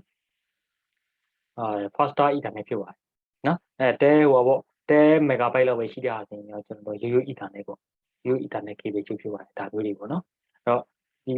ဂျိုးတွေပုံပေါ်မှာလည်းကျွန်တော်တို့ကနောက်ဆုံးအမြင့်ဆုံးအလေအားအနေနဲ့နော်ဒီ55မီတာကနေမီတာ100လောက်ထိတွေ့တန်းလို့သုံးချလို့ရတယ်နော်မီတာ100လို့ဆိုတဲ့နေရာကျွန်တော်မီတာ100ကွက်တကြီးတွေ့တန်းပြီးတော့ကျွန်တော်ပေါ့နော်ဘာဖြစ်လို့လဲဆိုတော့ကျွန်တော်မီတာ100သုံးလို့ရတယ်ဆိုရင်ကျွန်တော်တို့က69မီတာလောက်သုံးတာကပိုရတက်တယ်ဟဲ့ကြမယ်နော်အဲ့ဒီ power point လေးကိုလည်းပို့ပြပါမယ်နောက်ပြီးကြရင်ဒါတော့ဒီဂျိုးလေးတွေရဲ့တစ်ဖက်တစ်ချက်ပေါ့နော်ဒီခေါင်းလေးဒီနေရာလေးတွေမှာကျွန်တော်တို့တက်ဆင်ပြီးသုံးပြရတဲ့ခေါင်းလေးတွေပေါ့အဲ့တော့ခေါင်းအုပ်စုနေတယ်ကျွန်တော်တို့ခုတရရတယ် RJ11 နဲ့ RJ45 ပေါ့နော် RJ11 ကတော့6ပင်ပဲပါတယ် RJ45 ကတော့10ပင်ပါတယ်10ပင်ပါတဲ့ကောင်ကတော့ internet တက်တော့ပြီးတော့6ပင်ပါတဲ့ကောင်ကျတော့ intercom phone လို့ဘာလို့အဲ့လိုမျိုးတွေမှာကျွန်တော်ချိတ်ဆက်ပြီးသုံးပြတာပေါ့နော်ဒါကတော့ကျွန်တော် RJ45 4GB 6 GB 8 GB ပါတယ်ဒီလိုပုံစံမျိုးကျူးလေးမြင်ဘူးကြလားအဲ့လိုကျူးလေးကြီးဟယ်လိုမြင်ဘူးကြရဲ့လား ဟုတ်မြင်မှုပါတယ်ဆရာ နော်အဲ့တော့ဒီကျူကကြောကျွန်တော်တို့ကဒီ original ကျူလေးတွေပြောလို့ရတယ်ဘာဖြစ်လို့လဲဒီခေါင်းကသူကတခါတည်းဆက်ပြီးသားဖြစ်နေတယ်နော်အပြင်မှာတော့ကျွန်တော်တို့ကဒီ original ကျူလေးတွေကတူတယ်တူရတော့ကျွန်တော်အရှိကြီးတွေ့တန်းပြီးသုံးမယ်ဆိုရင်ကျွန်တော်ဗာလေးရလဲဆိုတော့ဒီတူကျူလေးတွေကိုပိုင်ကိုမျိုးဆက်ပြီးတော့နော်ခုနကပြောတဲ့ဒီခေါင်းလေးတွေပြန်ဆက်ပြီးသုံးရတာနော်ဒါတော့ကျွန်တော်တို့ကဟိုပါပေါ့တယ်လီဖုန်းကျူးအနေနဲ့သုံးတဲ့ပုံစံလေးတွေပေါ့ရမလားအဲ့တော့ဟုတ်ကဲ့ဒီနေ့ကျွန်တော်ဒီအထိပဲသိမယ်နော်ဒီနေ့ store ပြီးတော့နားလိုက်မယ်နော်ဒီနေ့လေ ဟုတ်ကဲ့ဆရာကျေးဇူးတင်ပါတယ် ဟုတ်ပြီအဲ့တော့အဲ့ဒီ PowerPoint လေးကိုပို့ပေးမယ်အားလုံးကိုကျေးဇူးတင်ပါတယ်နောက်တစ်ချိန်ကျွန်တော်တို့ပြန်ပြီးဆက်ကြမယ်နော်ဟုတ်